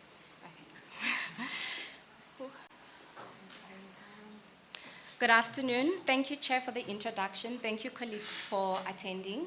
My name is Lydia Sikodi. I'll be presenting my study, Efficacy of a Novel Portable Magnetic Resonance Imaging as a Biomarker in Neonates Suspected of Hypoxic Ischemic Encephalopathy. Hypoxic ischemic encephalopathy, to simplify it for our chair, it's basically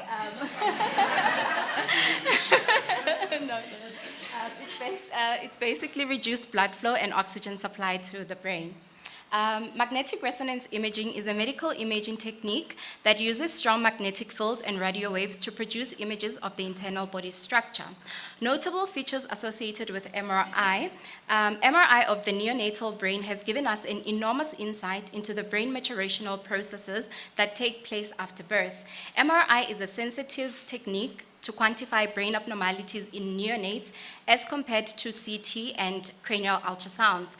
As a result, this makes MRI a number one imaging modality of choice when it comes to imaging of neonates because it doesn't expose them to ionizing radiation. The image on the right is a traditional 1.5 Tesla MRI machine, which is the machines that are currently installed in our government hospitals. And they are big machines that are fixed in X-ray departments, which require a powerful and giant magnet, and they need to be encased in a copper-shielded room. The downside of these machines is that we have to wheel the patients to the machine because the installation is fixed, and this is a limitation when it comes to critical patients because we do not want to move them. Conversely, recently there's been a shift in MRI technology, which is the introduction of the Hyperfine Swoop machine. Hyperfine Swoop is a portable MRI device that can give point-of-care service, meaning we can take the machine to the patient anywhere in the hospital, and it uses a low field strength of 64 millitesla, which is 23 times less than the magnetic field strength of the 1.5 Tesla MRI. The benefits of the Hyperfine Swoop, it gives us access to restriction-limited areas in the hospitals, such as the neonatal intensive care units and the emergency units, which were previously inaccessible due to shortage of staff and ventilation equipment. The Hyperfine Swoop machine is easy to use. It is controlled with an iPad, which connects to the machine via a hotspot that is generated by the machine. And it, it also provides multiple server storage options, which could either be the Hyperfine Cloud or the hospital local packs. The training for the machine is non-intensive and it's ongoing, and this could address the shortage of staff that we currently have in our government hospitals. Instead of requiring a number of people to transport the patient to the MRI department, for instance, we can just take the Hyperfine Swoop machine and wheel it to the patient's bedside, or we can leave the machine in the wards where the critical patients are. For example, the image that you're looking at is one of our units at Chris Hani Baragwanath Hospital, which is situated in the neonatal intensive care units where the neonates are born. This machine was cleared by the Food and Drug Administration of America in February of 2020 for imaging of heads of patients over the age of 2 years. It was later cleared in August of the same year for imaging of neonates younger than 2 years. The specs of the machine, I'll just run through it quickly. So it weighs 630 kilograms, it measures 140 centimeters in height, and it measures 86 centimeters in width. The machine consumes 110 volts of power, meaning we can plug it into any standard electronical outlet. In terms of imaging sequences, the machine can acquire a T1 weighted image, a T2 weighted image, a FLAIR, a DWI, and ADC maps, and it can scan in all three planes, axial, sagittal, and coronal. However, for neonatal scanning, it is only limited to axial scanning. The total acquisition time to do a single pediatric protocol on the Hyperfine Swoop takes approximately 30 minutes. Gauteng has a very huge problem of broken MRI machines, and this was revealed by the previous MEC of Health, where he stated Baragwanath was the worst case, with over 600 patients having to wait for 9 months just to get an MRI scan. And this is true today for the patients that are suspected of hypoxic ischemic encephalopathy, because I can confirm today that the same number of patients,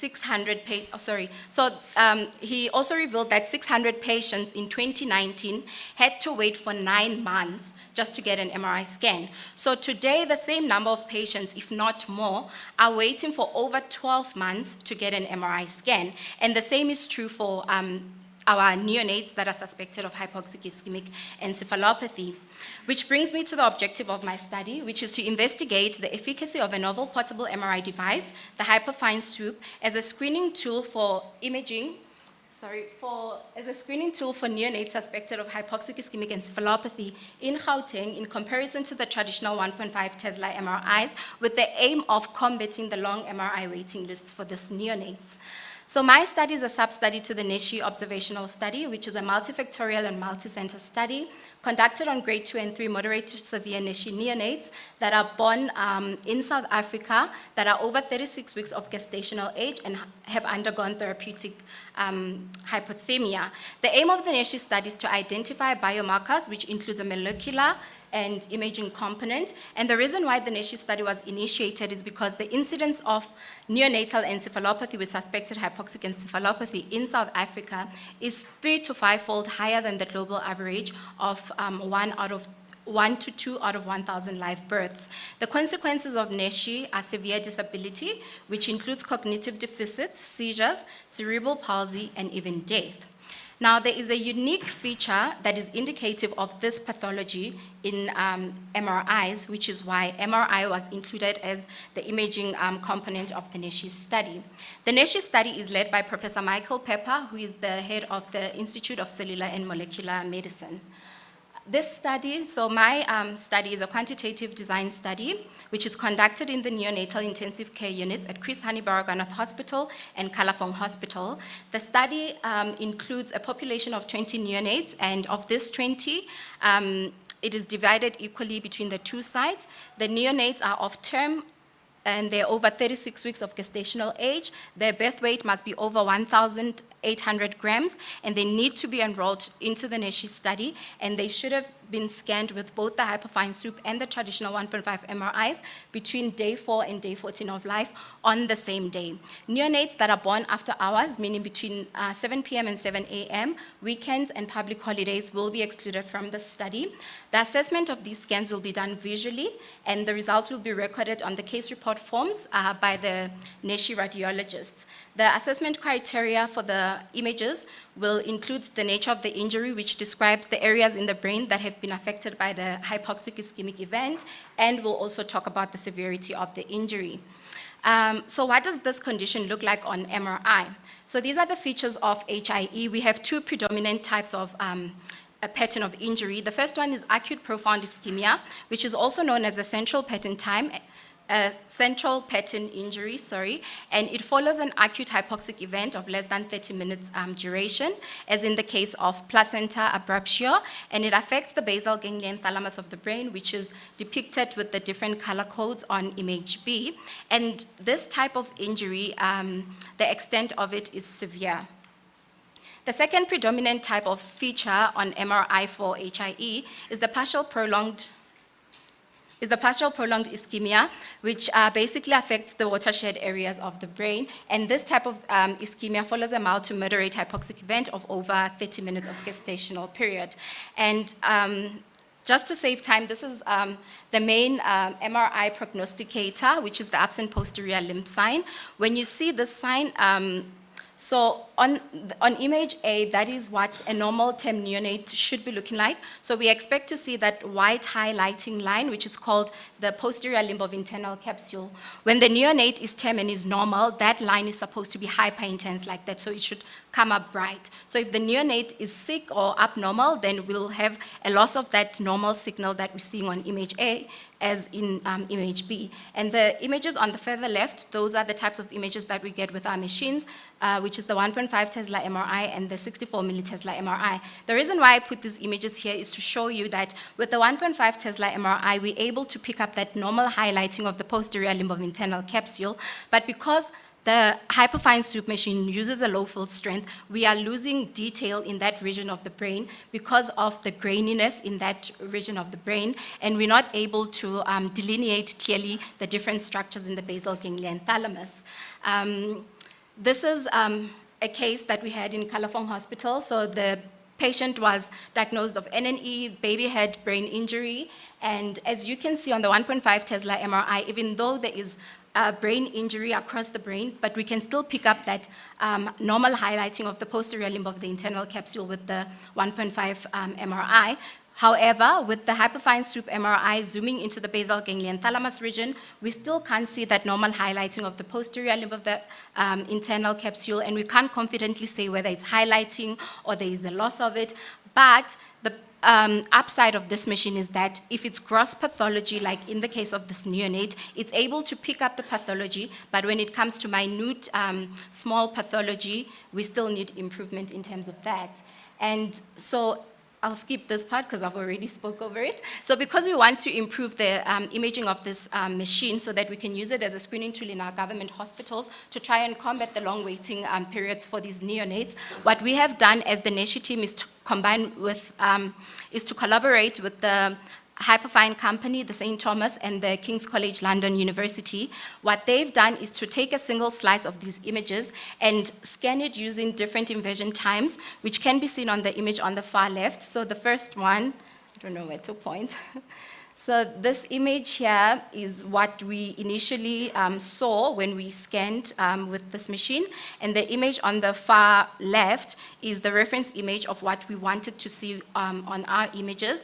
And the image in the middle shows that we are able to pick up that posterior limb of the internal capsule after the T1 mapping that our collaborators have employed. And in closing, I've shown you that MRI data is essential for early diagnosis and evaluation of HIE.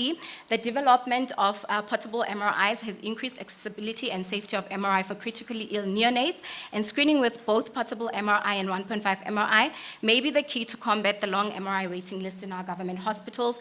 MRI techniques are important in identifying etiology and severity, and because it can also give the timing of the insult, it's also useful. In the absence of MRI abnormalities, the likelihood of severe neurodevelopmental impairment is very low, and the temporal evolution of signal changes at 64 millitesla is still unknown, which is why the study is ongoing.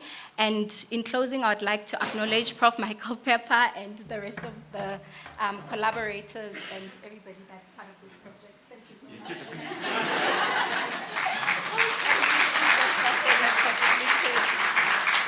I think just another round of applause for being able to not run out of breath.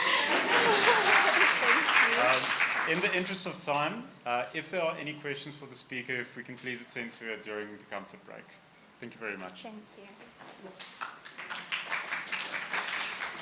Now we are on our last speaker for the session, Dr. Honest Ndlovu, who will be speaking about PET imaging of atherosclerotic plaque calcification with 68 gallium nodazole, correlation of uptake with cardiovascular risk profile of patients. Please take it away. Thank you for the wonderful introduction.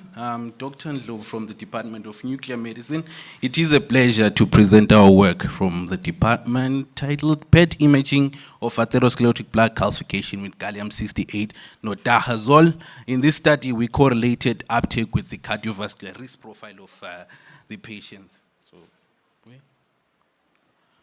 Okay, so cardiovascular diseases are a major concern. They are associated with high morbidity and mortality, and the major driver has been seen to be atherosclerosis, and its early identification may be of value in preventing the debilitating clinical manifestations, which include stroke, myocardial infarction, and in times peripheral vascular diseases. There are traditional risk factors that are known to everyone, but there are other imaging factors that have been evaluated by other authors, which include obstructive sleep apnea, persistently elevated C-reactive protein.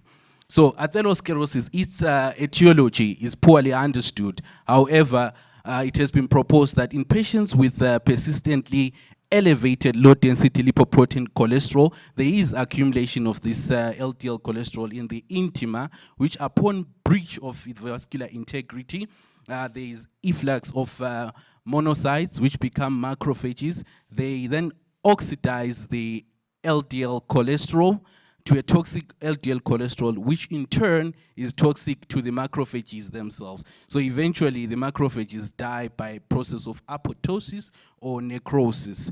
So this becomes a nidus for dystrophic calcification, which can be targeted by various calcium targeting radiopharmaceuticals.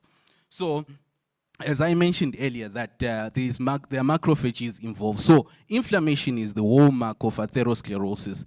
So, the CT has been the cornerstone in evaluation of arterial calcifications in atherosclerosis. However, it has been noted that CT only images macrocalcifications, which are the end stage of atherosclerosis. So early identification is paramount, and molecular imaging techniques have been seen to be of use in the early identification of disease. So various tracers have been used. For inflammation imaging, the molecular imaging tracer fluorine 18-FDG has been used, and it has been found to be of value. And with microcalcification, initially there are macrocalcifications during the progression of atherosclerosis, then macrocalcifications. In microcalcifications, there is active remodeling. So bisphosphonates, which include sodium fluoride, have been evaluated by other authors in some centers, and they've seen to be of value in targeting the microcalcifications. However, there is a pitfall in our setting. Fluorine 18 is cyclotron produced. It is expensive, whereas we do house a germanium-68, gallium-68 generator, which is readily available in the department. So we were able to label gallium-68 nodahazole, and it has been proven in the in vitro setting that it targets microcalcification, same as sodium fluoride. Okay. So gallium-68 nodahazole is a bisphosphonate, as mentioned earlier. So it is labeled by use of nodaha, a bifunctional chelator, which couples gallium-68, the radionuclide, together with the pharmaceutical zoledronate. So in this study, we aim to determine the uptake of ZOL in patients imaged with positron emission tomography, correlating that with the cardiovascular risk profile of patients, and also correlating that with the history of cardiovascular events, whereas the uptake was evaluated using maximized target to background ratio, TPR. So we evaluated the medical records of these patients, looking at their cardiovascular risk profile. This was a retrospective study, and the labeling efficiency for the gallium-68 nodahazole was 95%. And in this study, we considered major vessels with lesions identified visually. Volumes of interest were drawn, and semi-quantitative parameters were generated automatically. One of the parameters that was generated was maximum standard uptake value, SUV max, and for each arterial bed, we chose a represented lesion which had the highest SUV max, and we calculated the TPR max as the ratio of the SUV max and SUV mean of the superior vena cava, wherein the SUV mean was determined as an average of three regions of interest within the lumen of the superior vena cava. A majority of patients were male with at least 2 risk factors. We noted that TPR mass correlated positively with the cardiovascular risk factors of these patients, except for the abdominal aorta and bilateral iliac arteries, and there was positive correlation too with the history of cardiovascular events. So this is one of the patients. We see that in the abdominal aorta, there is intense uptake of gallium-68 nodahazole, whereas in the mid-abdominal aorta, there is no uptake. So TPR max correlates positively with both the cardiovascular risk profile of patients and history of cardiovascular disease. Although the cardiovascular risk assessment may be done by use of clinical assessment, imaging is complementary, may be complementary, of which the gold standard CT angiography for the assessment of atherosclerotic calcification images the end stage. Molecular imaging may image the early stage, and various tracers, as mentioned earlier, have been used, but to the best of our knowledge, gallium-68 nodahazole has not been evaluated in particular with correlation to a risk profile of patients. So in conclusion, gallium-68 nodahazole uptake correlates positively with the number of atherogenic risk factors and history of cardiovascular disease. And gallium-68 nodahazole PET-CT may be used for risk assessment in patients with atherosclerotic plaque cardiovascular disease. However, the study was limited. It was a retrospective study. We may need prospective studies to correlate with the validated risk calculators or scores and future risk of cardiovascular events. I would like to acknowledge the team that made this possible. Thank you.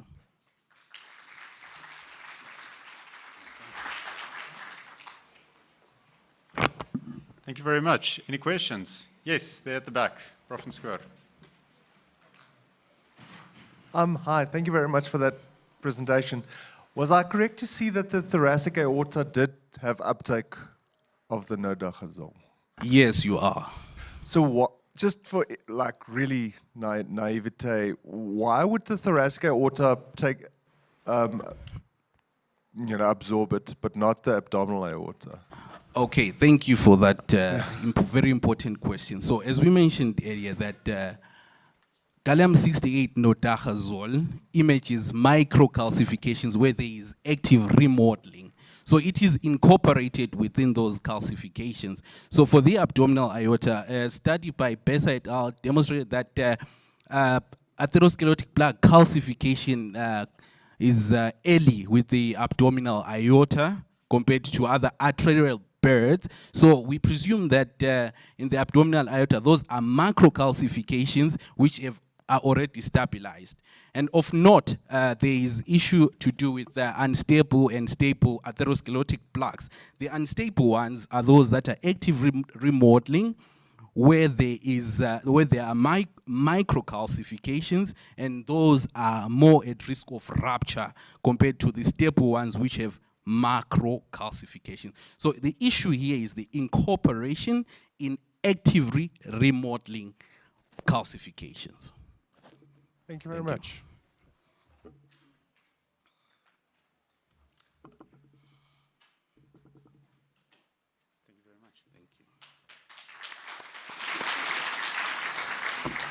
Okay, thank you very much, everyone. We now have a short 10-minute break before our next keynote address. It will be taking place in this venue. If you can all return by 4 o'clock, please. Apologies for the short ablution. Thank you very much.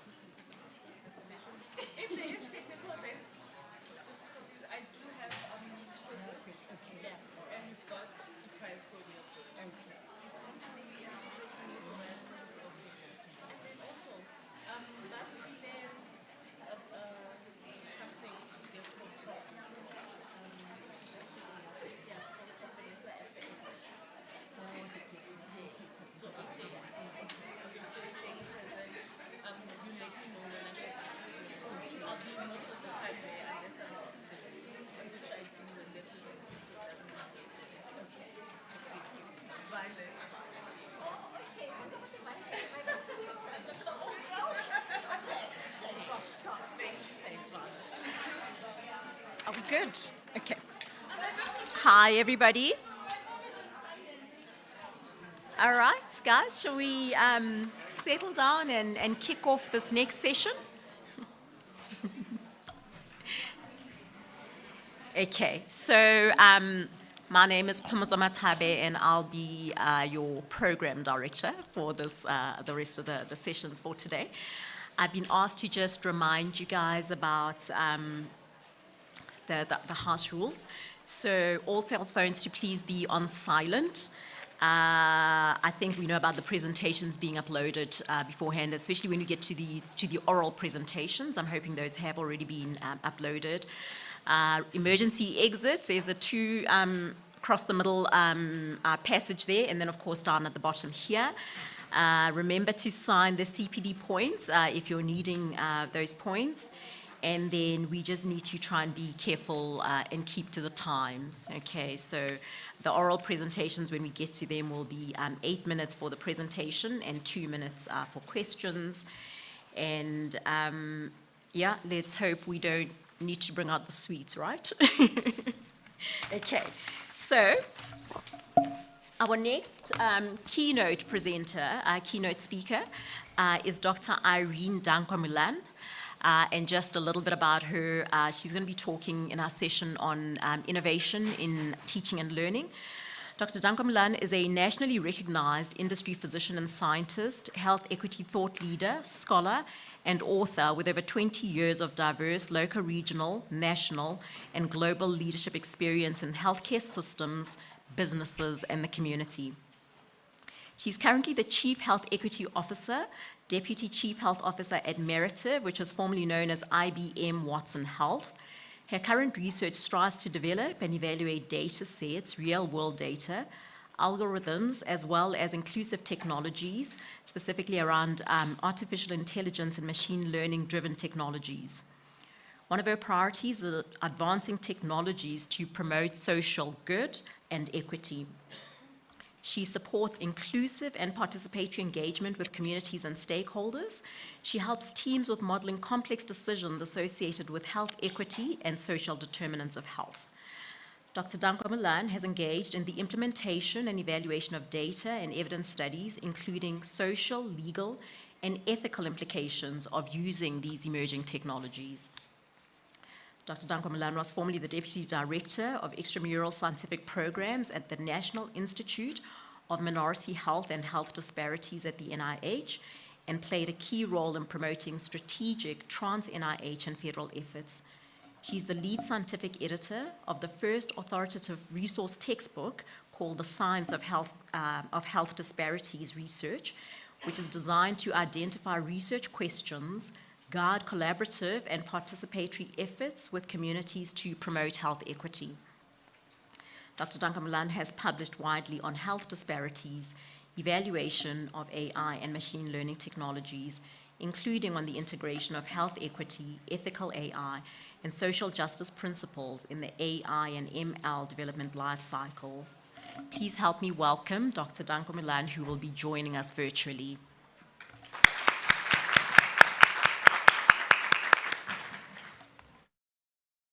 Please go ahead. We are here. Okay. Well, thank you so much for the kind introduction. I am really thrilled to be with you here virtually. And this is really an honor for me. So I appreciate the opportunity to speak with you today as part of this really important sub-theme on teaching and learning, innovation in teaching and learning as part of this conference.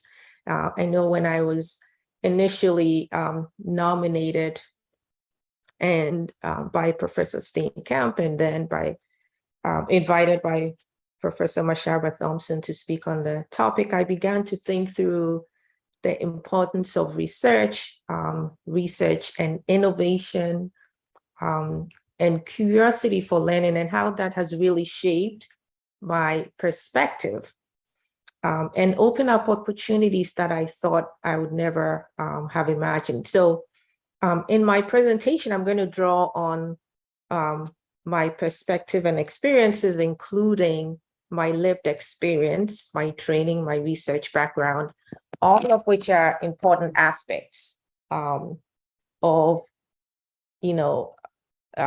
promoting innovation in research. I always say I'm in a learning innovation laboratory. And so let me see, I'm going to then share my slides.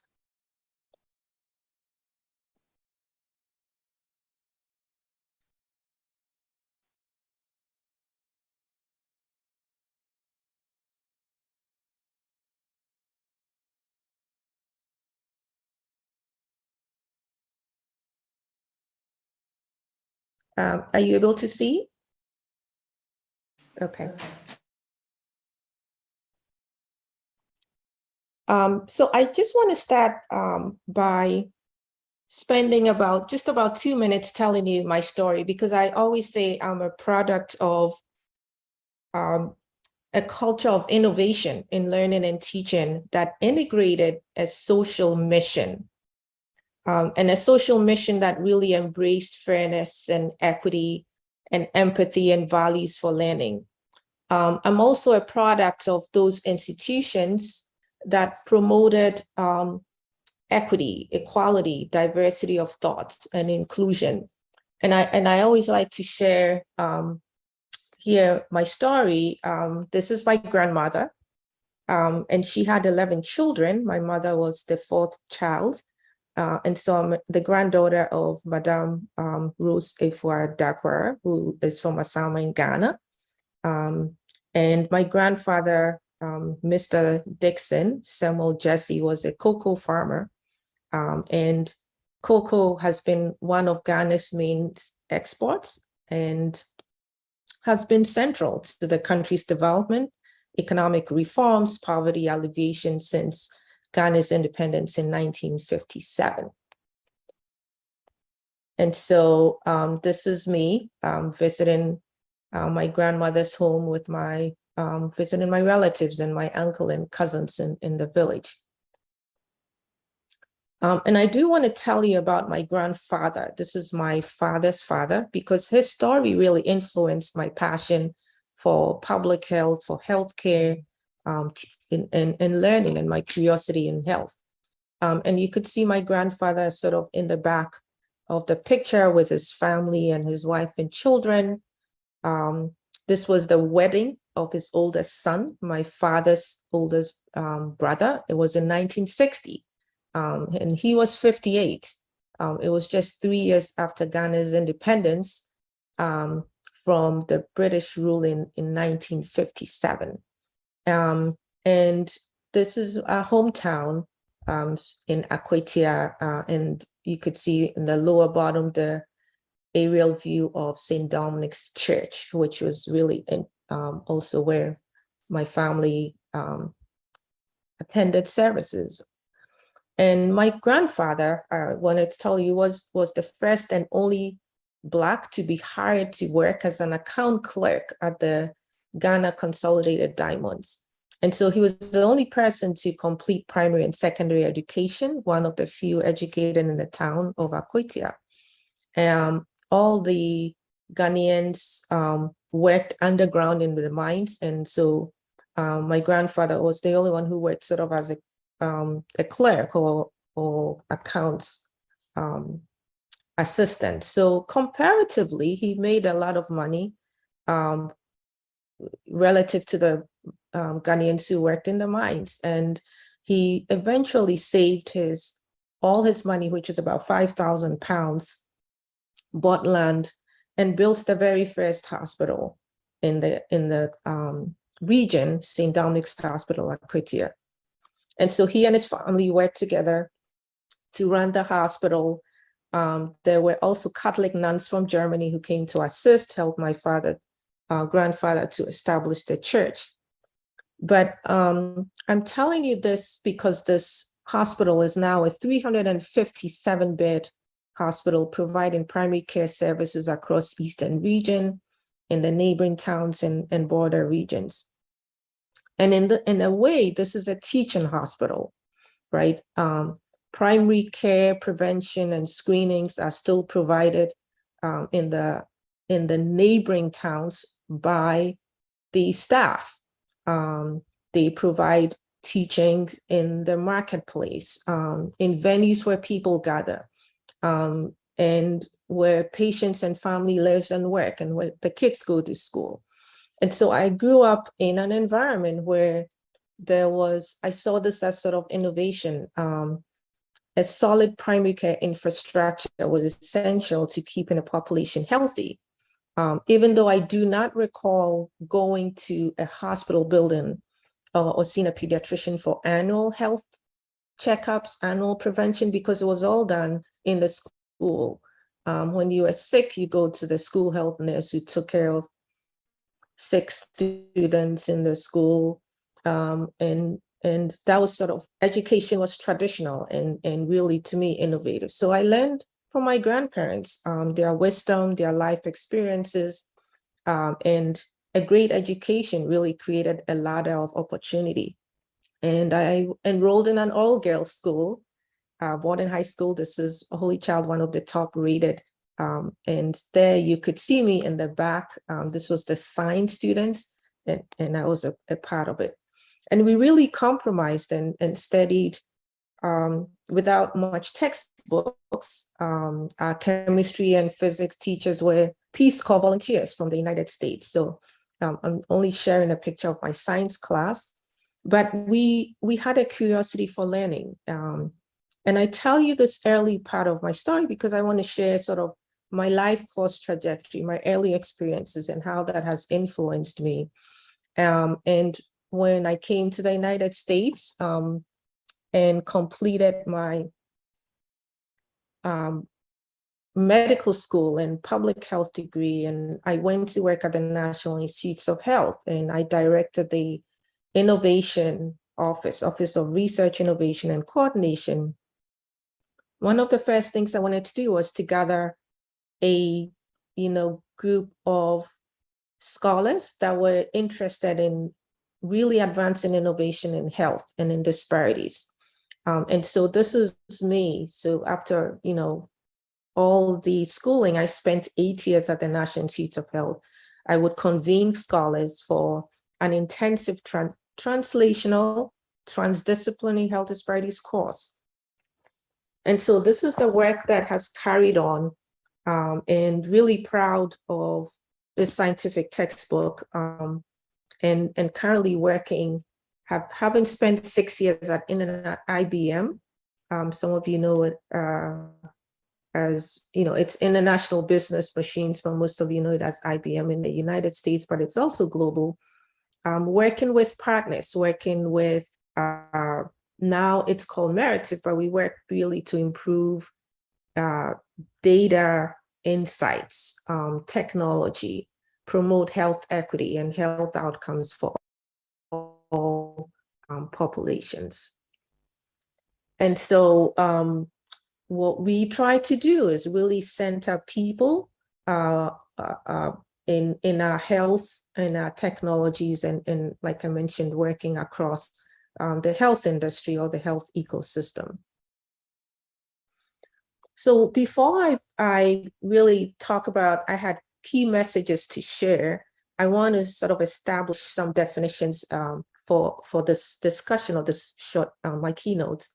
And one is that innovation in learning really need to result in a positive outcomes, right? We want change, we want growth in the students or the learners' social, behavioral, and cognitive abilities, as well as skill.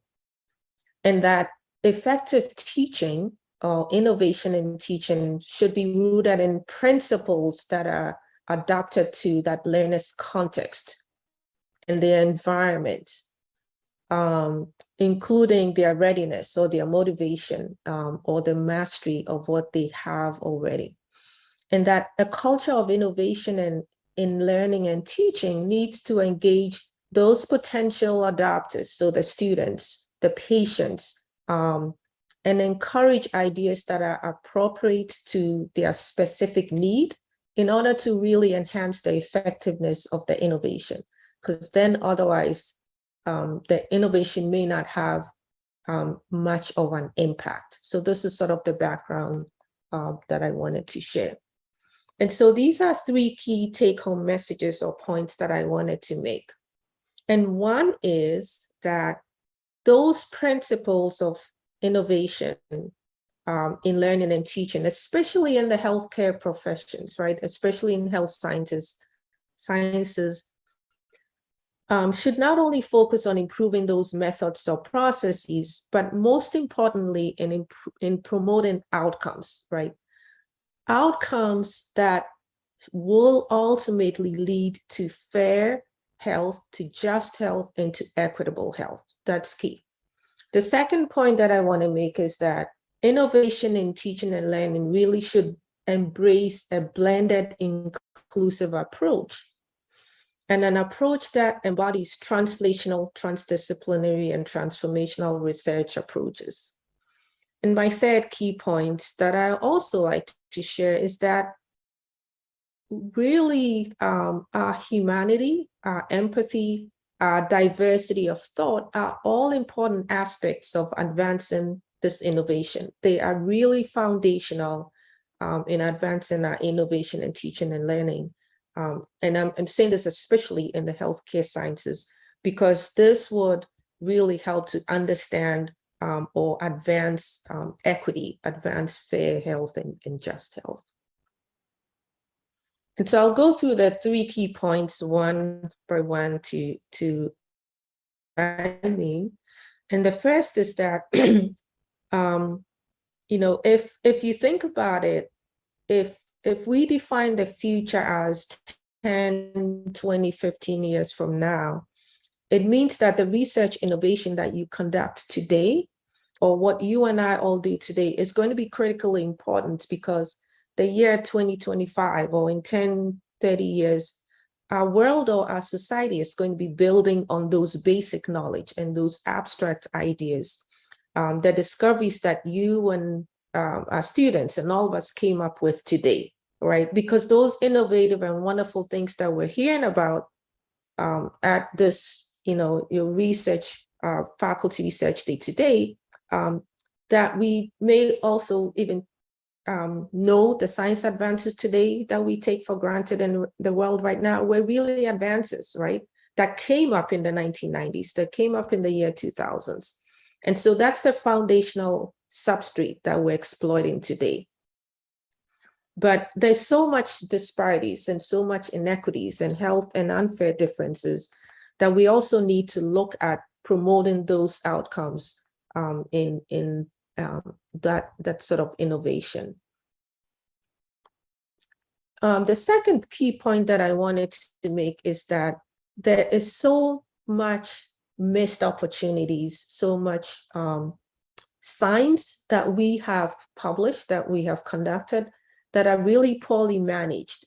If very little of the science that we conduct is translated into evidence, and ultimately into care of patients or the patient experience. And so I wrote about a thought leadership paper in that talked about really innovation blending translational, transdisciplinary, and transformational research approaches, and needed to be inclusive, needed to embody these approaches. And so that's the second point that I wanted to make, because the ultimate goal is to promote teaching and learning that will allow us to develop a paradigm shift in health, right? And so thinking about it, this culture really should look at innovation at the intersection of translational, transdisciplinary, and transformation. And when we talk about translational, meaning that those basic science discovery through development, delivery, and adoption. Transdisciplinary research, which includes sort of inclusive and integrative research. Participatory research, which includes the community, having team development strategies, and most importantly, communication.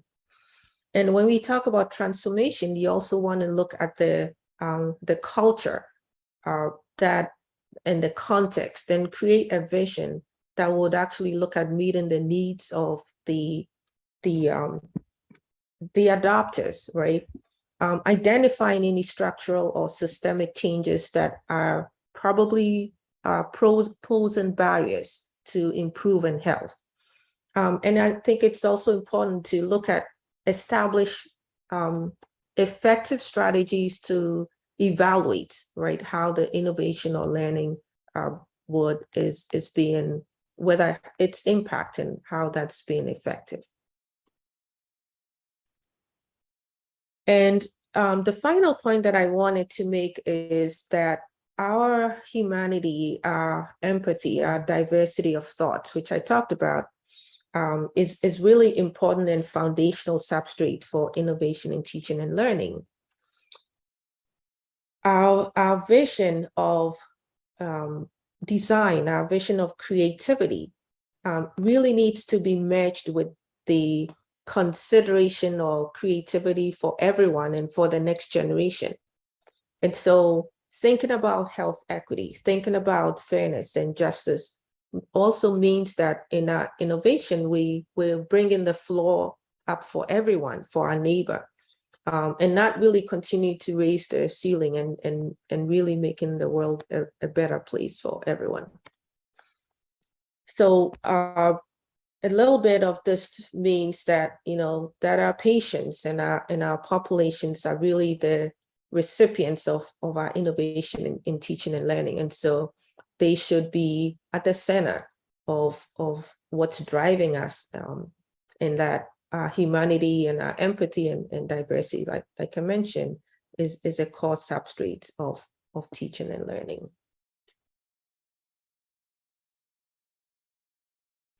So I think that's the end. I know I had 20 minutes, and that's the end of my keynote presentation today. Thank you.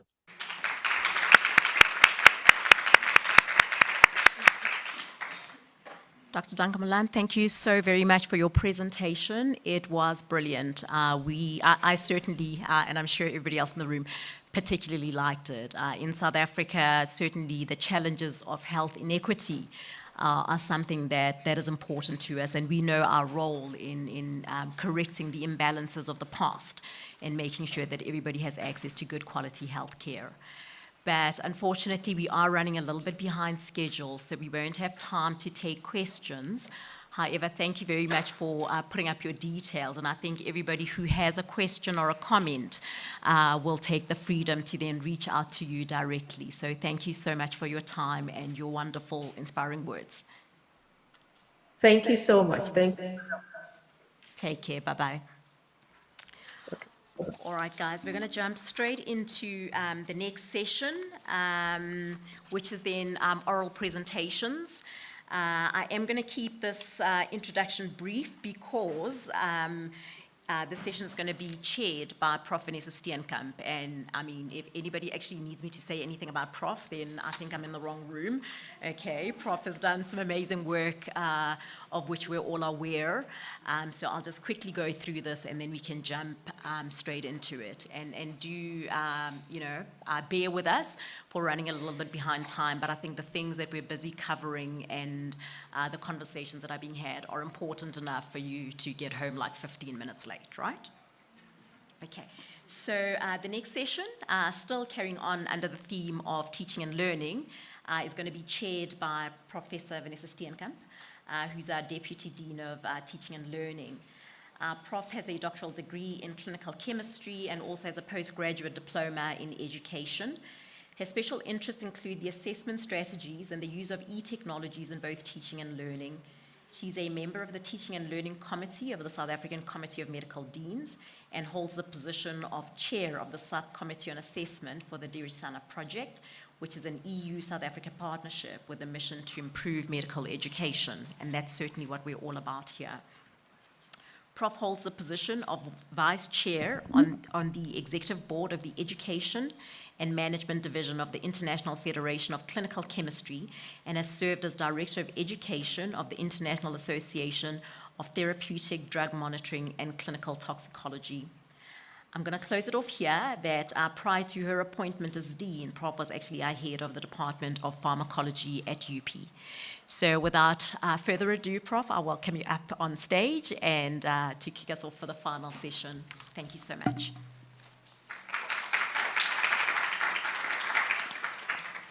Thank you very much. That was really not necessary to introduce me, but I do appreciate it a lot.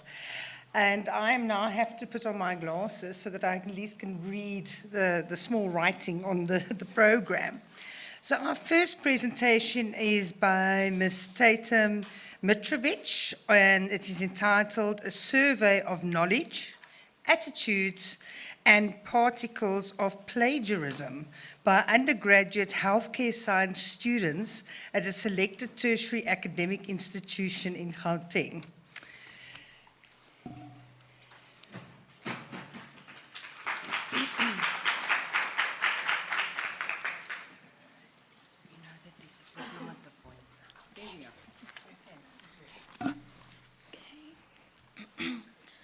Good afternoon, ladies and gentlemen. My name is Perseverance, and I'll be presenting our research on behalf of my fellow researchers. Okay, so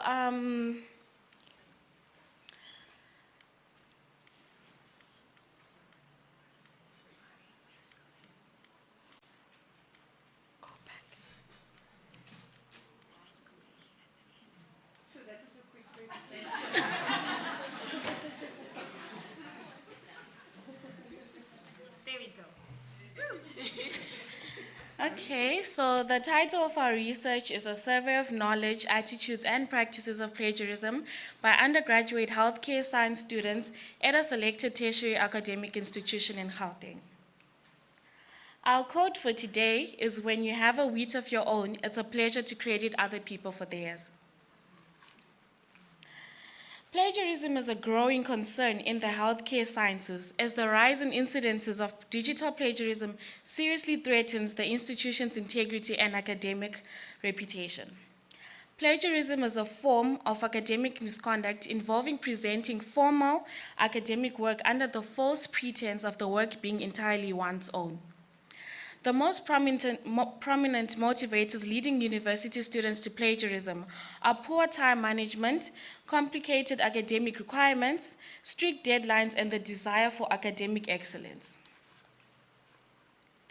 Studies demonstrate that a relationship exists between the attitudes possessed by healthcare science university students towards plagiarism and the practice thereof.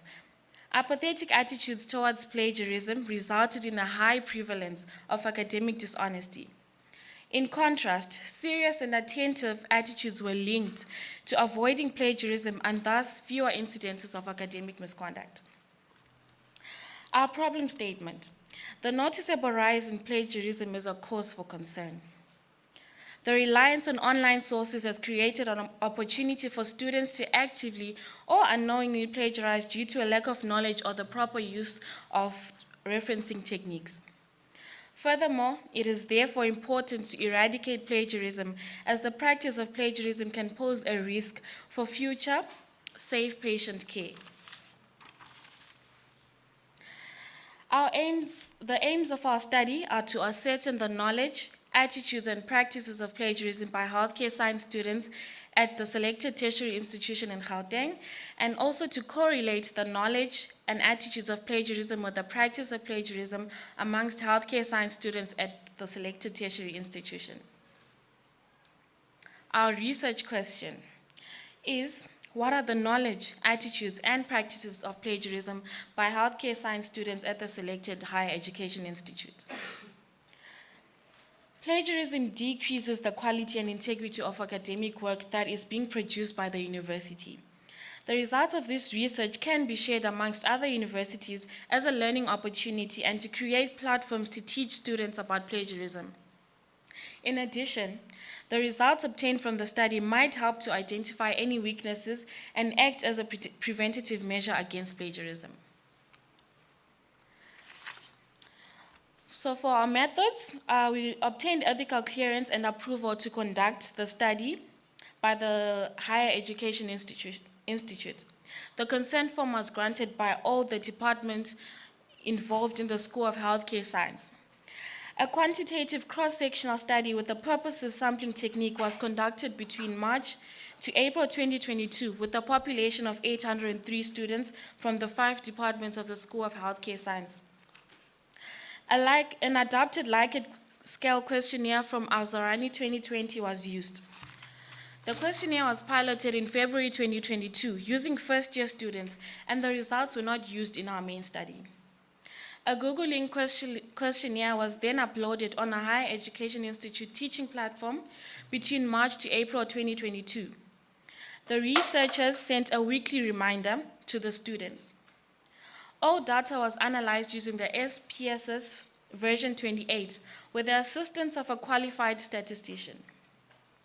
Demographic data was then analyzed using descriptive statistics, and Spearman's correlation identified the relationships between the knowledge, attitudes, and practice of plagiarism. Out of 803 School of Healthcare Science students, only 83 responded, which gave us a response rate of 10.3%. From the responses obtained, 94% were female. Generally, there is a large number of females in the healthcare field.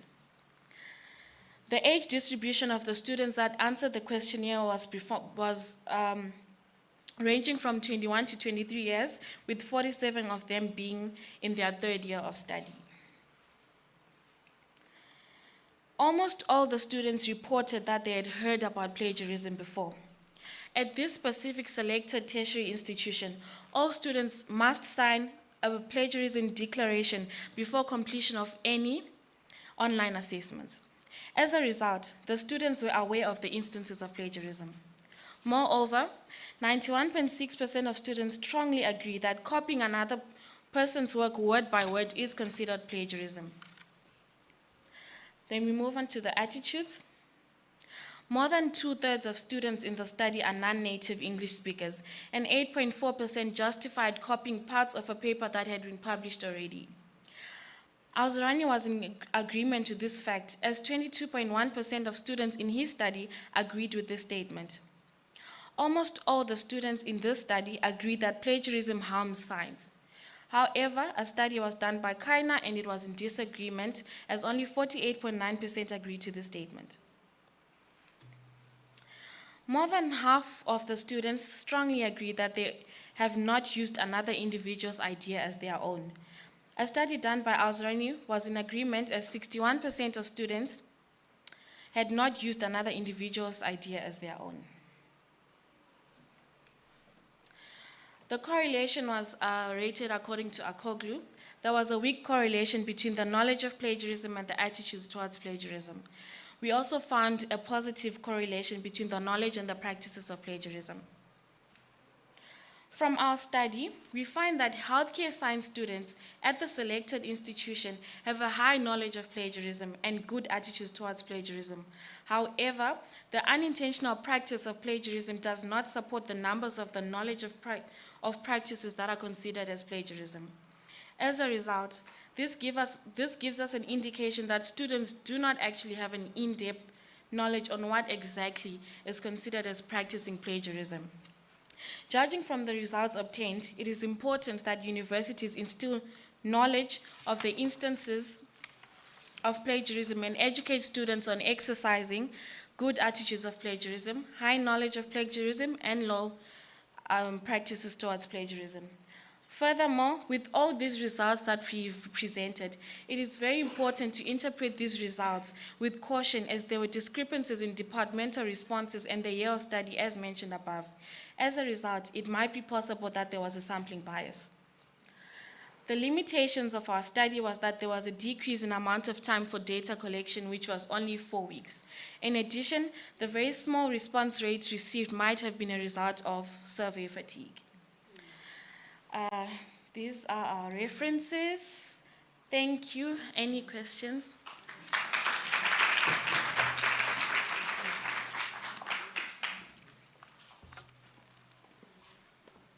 Mrs. Parker. Oh, okay. Hi, thank you for your presentation. I just want to know, are you guys going to carry on with the study in the future? Be something that you would... Yes, we will. You will. Okay, and then can I maybe ask, would you consider asking students to suggest what their recommendations against plagiarism would be? Yes. Definitely. Because, I mean, if they are aware of what plagiarism is, they can help the because it's not only on the onus of the university, it's also on the onus of the student.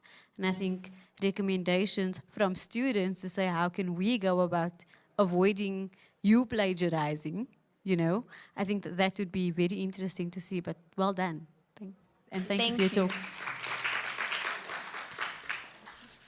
Yes, I can maybe just add to that. No, I'll just stand close so my voice is loud enough. No, don't worry, I'm not going to bite you. Is that I'm glad to hear, very glad to hear, that everybody is aware of plagiarism. Or not everybody, but there's a very high, because that is something we really look at in healthcare sciences. I must also say that there was a huge problem when we were in COVID, and thank heavens that has really gone down. We see that the people are more ethically correct within the faculty as well, really. And yes, there are some problems, but I do want to tell you, when you do a questionnaire, that's the type of response you're going to get. The response rates are very, very low. But I really like the idea of the perpetrators coming up with the solution. Yes. So I think that is going to be absolutely excellent. And yes, you better continue, please, with the study, and then you can send it through to us all. All right. Thank you so much. Well done.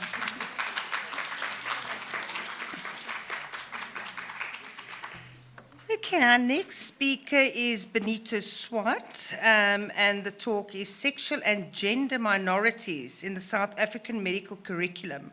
Are final year medical students aware of this marginalized group's healthcare needs? And I'm really looking forward to this talk, because this is really extremely important within the faculty at the moment, where we are looking at, well, not just the university, the faculty, the university, at differential success. And we do know especially that in some of our areas, especially healthcare sciences, that we are really underrepresented by male students. So let's hear.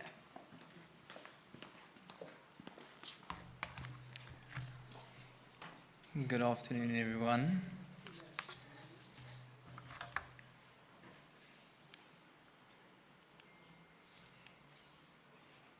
Oh, okay.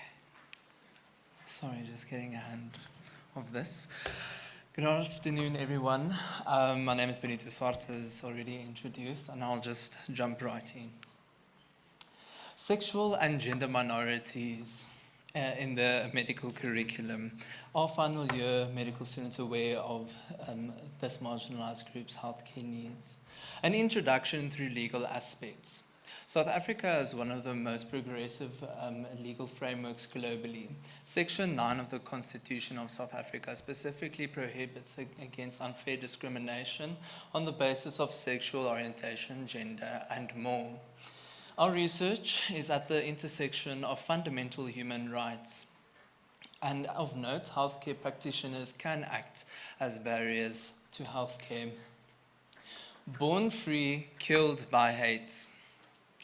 Oh, thank you. Born free, killed by hate. This is the title of an article that was published in 2016. Please take note of the date. This article is a case of queer youth murder, a hate crime. A more recent article, Spate of Attacks on LGBTQI+ community in South Africa. Take note of the date once more. It demonstrates this is not only a long-standing issue, but very much current and relevant. Hate crimes are an extreme manifestation of systemic discrimination, transphobia, and homophobia. But how does this relate to our presentation today? Sexual and gender minorities in the healthcare, queering global health, an urgent call for LGBT+ affirmative practices. This is an article that was published at the start of the year in the Lancet Global Health by South African writers. It is an urgent call for change in the healthcare setting regarding SGM healthcare, and it is in recognition of experienced SGM health disparities. About our study. Our study focuses on healthcare education, but it speaks to the same underlying issues. SGMs have historically faced adversity in different spheres of life, including within healthcare. Discrimination and stigma in the healthcare setting is far-reaching and ultimately infringes on equality of healthcare. Improved training and sensitization programs are necessary, and a crucial step of intervention lies within the medical curriculum. Research suggests that SGM healthcare needs are either inadequately or not addressed at all within the medical curriculum. Although the inadequacies of the medical curriculum are not solely responsible for the evident health inequities, it does significantly contribute to the marginalization of this vulnerable group. Aim and overview of methods of our study. Our study aimed to assess the knowledge and attitudes of final year medical students towards SGM healthcare education within the medical curriculum at UP in 2021. It was a cross-sectional study undertaken in 2021. And the survey comprised both open and closed questions. It was based on published literature, and it underwent face and content validity assessment. We achieved an internal consistency of a Cronbach alpha of 0.9 for our curricular-specific questions. However, we did have a response rate of 12%, which is in part attributable to the POPI Act implementation and COVID-19 challenges, which we'll touch on later. Our survey is comprised of 8 sections, or was comprised of 8 sections. Our first section of note was the definitions of SGM terms, and then section 4, preparedness to counsel and treat SGM healthcare concerns. And our close-ended questions, just of note, was scored on a Likert scale item rating, ranging from strongly agree to strongly disagree. The rest are noted in the slide. This is some of our quantitative findings. Please take note of the key in the top right-hand corner. For the pie chart on the left, when participants were faced with the statement, the SGM-specific content included in the current UP medical curriculum is sufficient, 68.2% of them indicated that they either strongly disagree or disagree with the statement. When faced with the pie chart on the right and the statement thereof, I would like to be further educated on SGM healthcare. 76.2% of them indicated that they either agree or strongly agree with this statement, that they would like to be further educated. These are the results from our section 4, participant positions regarding their preparedness to counsel and treat certain SGM health concerns. I realize the text is slightly small, but if you look at the bullet in the top line, when participants were faced with the statement, I believe that UP has prepared me to treat and counsel patients on transitioning, including hormonal therapy and gender affirmation surgery, 77.3% indicated that they disagree with the statement. In the second bullet, when participants would ask with a similar question, but regarding heterosexual sexual interaction and practices and the safe education and counsel aspects thereof, 45.2% indicated that they strongly disagreed or disagreed that they were not prepared to treat or counsel in that regard. Some of our qualitative findings. Participants expressed that, quote, more SGM-specific content would have been helpful, and it is something I would have been interested in. Our results indicate that SGM healthcare is not seen as a priority within the curriculum because it relates to, as some participants noted, quote, a minority group. The lack of SGM healthcare in the curriculum will not change until, quote, until we see more patients in state hospitals. This indicates that students lack awareness regarding the amount of SGM patients that they may have encountered. It is underpinned by a stereotypical heteronormative assumption that it is externally obvious that a patient is a member of the SGM community, which is ultimately harmful to patients in many ways. The contrary belief was also expressed in that, quote, if someone belongs to the SGM group, they are not more special than the next patient or person. This is a problematic view as well, as it also undermines the systemic challenges that this group has faced historically and the correction that is needed. Some of the limitations and challenges, as mentioned, the POPI Act came into effect on the 1st of July 2021. Our intended method of distribution was in contravention of the POPI Act, and therefore we had to make alternative plans. This, together with COVID-19 regulations and other hindrances, affected our survey distribution and therefore our response rate. We did, however, try to overcome this, including by lengthening our data collection phase. Ultimately, a formal curricular audit needs to be undertaken at the faculty. Our findings suggest that a gap exists within the medical curriculum at UP in terms of SGM healthcare education, and that there is an opportunity for UP to create a more appropriate and inclusive environment at within the medical curriculum. More research is needed in SA to consolidate our findings, and it is our hope that meaningful and inclusive change occurs. Thank you for your time. This is a blog post. Please have a read. References. Thank you. Thank you very much, Benito. Yes, it was a bit different to what I was expecting, but I must say it's very important because we also do have a problem with, as I said, with underrepresentation as well, just of our male students in some areas. But I think this would be important to do within all schools, firstly, to have a look at that. And definitely, we've got the Transformation Committee, which, you know, protects against unethical conduct against groups. But definitely, there is a gap in our curriculum, as you've said. We're busy with curriculum review. This is something that we definitely will address and incorporate. I think it's very important. The other thing that I must mention is, even when we use examples of patients within our curriculum, how representative are we of all populations? So that is also something that we really should look at. Historically, it would be such a patient or such a patient, but this is another thing to include and also to educate people on that. Thank you very much. Pleasure.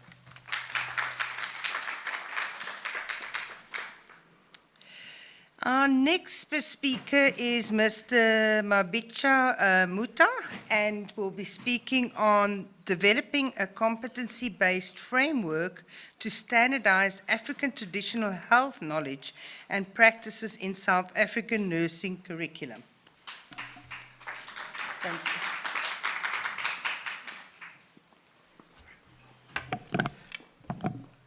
Thank you, Prof, and good evening, colleagues. Yeah, I think it's a bit late. Yeah, we have really waited for such a long time, but yeah, the time is finally here. But thank you very much. As Prof has already indicated, I'm going to be presenting my study, a PhD study under the supervision of Professor Mulaudzi, and we are dealing with a competency-based framework to standardize African traditional health knowledge and practices in South Africa. All right, let me just get down to business. At some point, an African patient would have been to a traditional healer by the time they get to our health system. And most of the times, our nurses, doctors find themselves wanting because they really don't know what to do with certain things that may have been prescribed or certain things that might have been done to the patient. Therefore, that lack of knowledge often creates problems in terms of the treatment that we have to give as biomedical health practitioners. Sometimes there's misdiagnosis. Sometimes there's issues of nurses or doctors having very negative attitude, and at times end up returning patients back because there are signs of them having used traditional medicine. And that has been also widely reported in media. I think there are a lot of media reports that have also confirmed that. However, in line with SDG 3, where we have to make sure that we improve access to health for all, nurses have to possess such knowledge so that they actually provide that timely needed interventions. Because our patients' health belief system actually influences how they respond to the treatment that we give to them. For instance, if you diagnose them with, let's say, for example, schizophrenia, and they believe that it is what we call mafomfonyane in their own cultural background, that will influence whether they want to accept your interventions or not. And that becomes very important for us as health workers, to understand their perspective. Therefore, our study was actually a mixed method study that was done in 3 phases, but I'm going to present the findings of phase 1, which was a qualitative phase where we did individual interviews with the traditional healers as the custodians of indigenous knowledge from the African perspective. Our phase 2 focused on the nurses who are actually teaching in the Nursing Education Institute in terms of what are you teaching nurses about African traditional health knowledge and practices. But that will not be the focus for today. I hope next year I can present those findings. For now, I will be providing an overview of what did the traditional health practitioners say about African traditional health knowledge and their understanding of health in that perspective. As I said, sequential mixed method. We did phase 1, which is what I'm presenting. Phase 2 was quantitative. Phase 3, we hope to develop a competency framework, meaning it will give us the knowledge, skills, and attitudes that our nurses will need to actually deal with patients who may have been to traditional health practitioners. But we could not develop that without consulting the custodians of the information. We collected data from 18 traditional health practitioners. 9 of them classified themselves as Sangomas. You would appreciate that there's categories of traditional health practitioners. In terms of their Traditional Health Practitioners Act, there's categories of diviners, herbalists, traditional surgeon, others referred to themselves as Sangomas. 3 of those were also nurses, which also helped us a lot because we could get immediate translation of some of the concepts that were raised. So in the interviews, we asked them, how would you define African traditional health knowledge and practices? And we analyzed data using qualitative content analysis, trustworthiness through those principles, and we got clearance from UP and the Traditional Health Practitioners Council. Now, these were some of the findings from our study. They defined the features of African traditional health knowledge and practices, which I'll get to.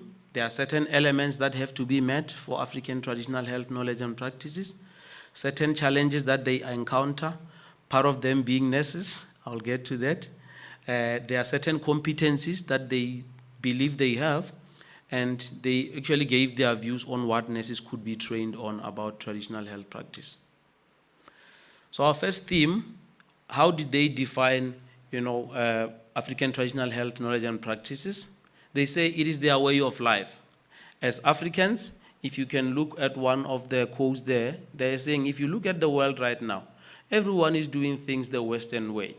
What about our ways of living? And I think that was something that stood out for us to say there is a way of living that needs to be checked from an African perspective. You do not just wake up and say you want to be a healer. They said one has to be called by ancestors, and you must be able to connect and maintain spiritual connection with ancestors. Another thing they said they go through a period of training, and language is one of the most important medium, and I think that's where we get things wrong, because how they interpret things, how they refer to diseases, not similar to how we actually refer to our own things. They unpack the body differently from how we do it in health sciences. They will tell you that the hair is represented by the soil, and the grass is, the blood is water, and the skin is the soil in actual fact. Rocks represent both. So that is something that, the similarities were very starting to say, actually there are certain things that are similar, it's just the interpretation is different. The challenges is they are not being recognized, and they are actually having a problem of being shunned upon because maybe they are traditional healers, because certain people associate that with witchcraft and all that. These are some of the competencies that they said they have. They said they can assess and diagnose patients, they can prescribe, they can refer patients, they counsel, and they can also cast out evil spirits, and they also harvest plants. The last one, on what can nurses be taught, they said nurses can go and see traditional workers at work so that you can actually remove that stigma. And I think at UP we've been doing that quite well. We take our students to some of the practices for them to understand, the background, so that we remove these stereotypes that we have. They have their own way of doing things and communicating, so we can actually learn more about that. Our implication of the study is that there must be some kind of concerted effort to bring people together. There must be some kind of, platforms that are created to allow them to share their knowledge, because they contribute to the healthcare of the nation. And, it is one area of knowledge that we should tap into, that I think can create, good collaborative spaces. Especially at UP, we have already started that, and we have a lot of collaboration with traditional healers, and that has actually helped to improve attitude of students towards that. And I think, I would like to thank them and their association for their contribution. I think that is the end of my presentation.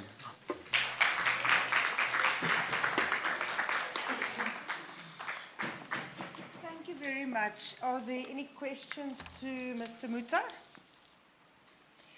Well, I can tell you that with Prof. Mlotsi, I did see her earlier today. Is she here? She was just outside. Oh, was she just outside? Okay, so with Mr. Muta, I had the opportunity to do a whole presentation at Future Africa on with the traditional healers and with people that are working in the field of traditional medicines and their uses. And that's where my other life comes in with pharmacology. And it was really very interesting. And I think that's very important, as you say, is get to know the language. With anything, we need to understand the language to really communicate with our patients. And also to understand that there is another way of treatment, that we're actually doing the same. But thank you so much for your interesting work. Thank you. And for next year is sequence tweet, the second one, the follow-up. All right, and our last speaker for today is Dr. Gerda Venter, and she'll be speaking on neuroanatomy in the medical curriculum, our students' perspective. And while I've got her here, I'd like to congratulate her. I did say I was going to tell her. She has finished her PhD, and she'll be graduating in September. So a huge congratulations.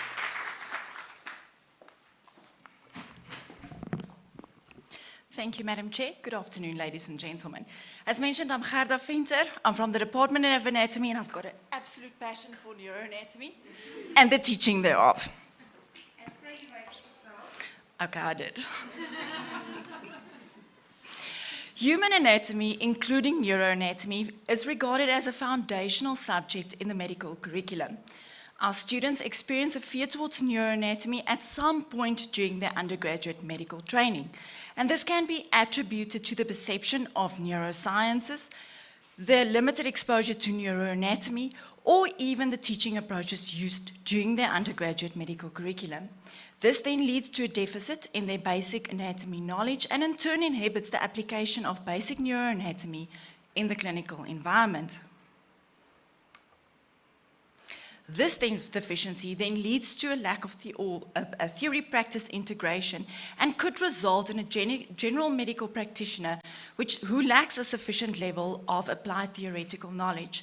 This then directly influences the way in which these students assess, diagnose, treat, or even refer patients with neurological disorders. The perceptions then of these medical students towards neuroanatomy needs to be explored, especially at an undergraduate level. Often, these undergraduate students perceive the neurosciences to be overwhelming and complex in both content as well as context, and it leads to the development of an irrational fear known as neurophobia. Now, neurophobia is an all-inclusive term used to describe the insights, the beliefs, and even dislike that medical students might have to the neurosciences education. It's reported as a real and prevalent educational disease which manifests within the first 2 years of the medical curriculum or medical degree. It affects about 50% of students and has no gender preference. It also is recognized and reported on in a variety of countries worldwide. But unfortunately, some lecturer staff still view this as a trivial issue and is not willing to accept the existence of neurophobia. Therefore, medical schools have implemented several strategies in response to neurophobia to firstly counteract the negative perceptions that these undergraduate students might have, and also to improve neurosciences experiences of these students during their medical degrees. Therefore, this study was undertaken then to explore the attitudes and perceptions and even the preferred learning approaches that of our medical students in the teaching, learning and assessment of neuroanatomy. And then secondly, to explore their perceptions on its relevance and importance within the South African medical curriculum. The necessary ethical clearance for the study was obtained from the Research Ethics Committee before commencement, and we used a multi-method approach which used both quantitative as well as qualitative research design characteristics and included both undergraduate as well as postgraduate medical students at this institution. An email was sent to all undergraduate medical students to invite them to participate in an anonymous online questionnaire, while postgraduate students were also contacted via email and requested to participate in focus group discussion. The questionnaires were developed by ourselves, me, main researcher, and validated by independent academic consultants as well as statisticians. And it was designed in such a way to gather information regarding the year of study which the students were registered at the time of data collection, as well as their preferred teaching approaches and study materials that they used, including the type of electronic devices that they used during their study purposes for neuroanatomy, and then very important, their specific view on the importance of relevance of neuroanatomy within the medical curriculum. 11 core neuroanatomy categories were previously identified and described by Moxham and co-workers as indicated on the slide, and they formed the basis of the specific questionnaire. So everything was designed according to these specific categories. All the data collected was then statistically analyzed. Our postgraduate students participated in a focus group discussion, even though it was a small one, and we specifically explored their undergraduate neuroanatomy experience, if they had particular role models during their undergraduate years, if they had a reason for specializing in the neurosciences, and the advice and suggestions that they might have to both students as well as lecturing staff in the current undergraduate curriculum. And I have to add here that these postgraduate students were students registered for MED, either neurosurgery, neurology, or psychiatry. All the discussions were then transcribed and then thematically analyzed using the Atlas TI software. Our participants consisted of only 299 of the students who responded, of which 101 were males and 196 females, and 2 students did not indicate the gender that they associate with. The mean age range for this particular group was 22 years. Now, the students had to indicate in which year they were registered, and if you'll see there on the slide, you'll see that the first years and the 5th years were excluded from the study. The first years were excluded because they did not have any neuroanatomy experience within the medical curriculum at the time, and the 5th years were excluded because they were used to pilot this questionnaire and its relevance. The undergraduate students had to indicate their most and least favorite teaching approaches for neuroanatomy, and as you can see on the slides, the most and least favorites were indicated there. This indicates that our students want to be actively involved and participate in the learning of neuroanatomy, which is in line with the transferable skills of our 21st century student. The students further had to indicate their most and least favorite neuroanatomy topics and supply a reason from them based on a list. Now, the most favorite topics included here was the cranial nerves, the blood vessels, the cerebral hemispheres, and the brainstem. And the reasons students supplied for choosing these as their most favorite topics were because they could see the clinical relevance of these topics and enjoy studying the particular content. While the least favorite topics included the development and the histology of the nervous system. And the reason supplied why they don't like this is they included inconducive teaching experiences, and they perceive the content to be either complex or just not important or interesting.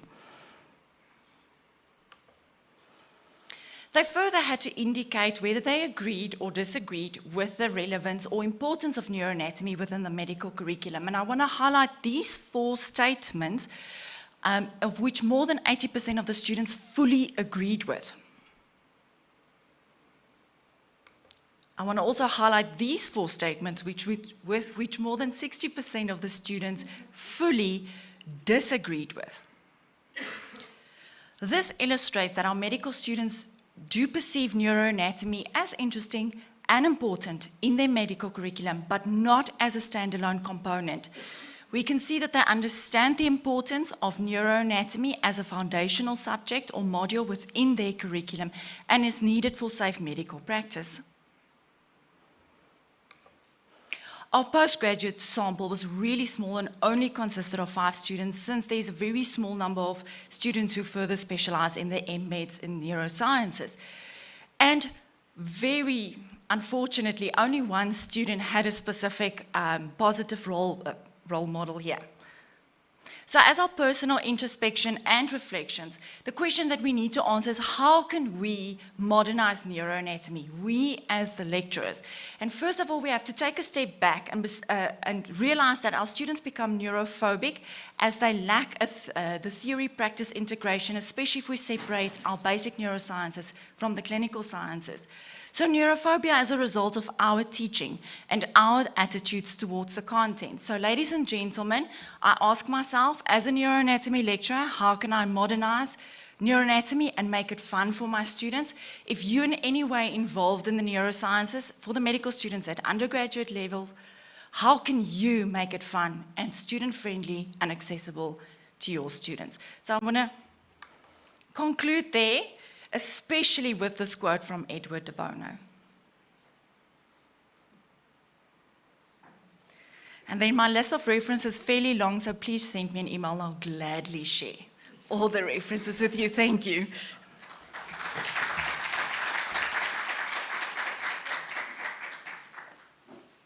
Questions? Here's a question for you, Gerda. Stand closer to you so that you can... Thank you very much. You and I need to sit down and talk, because I'm doing something similar, but looking at threshold concepts and transfer knowledge in the teaching of neurophysiology. So my question to you is, thank you for the wonderful presentation.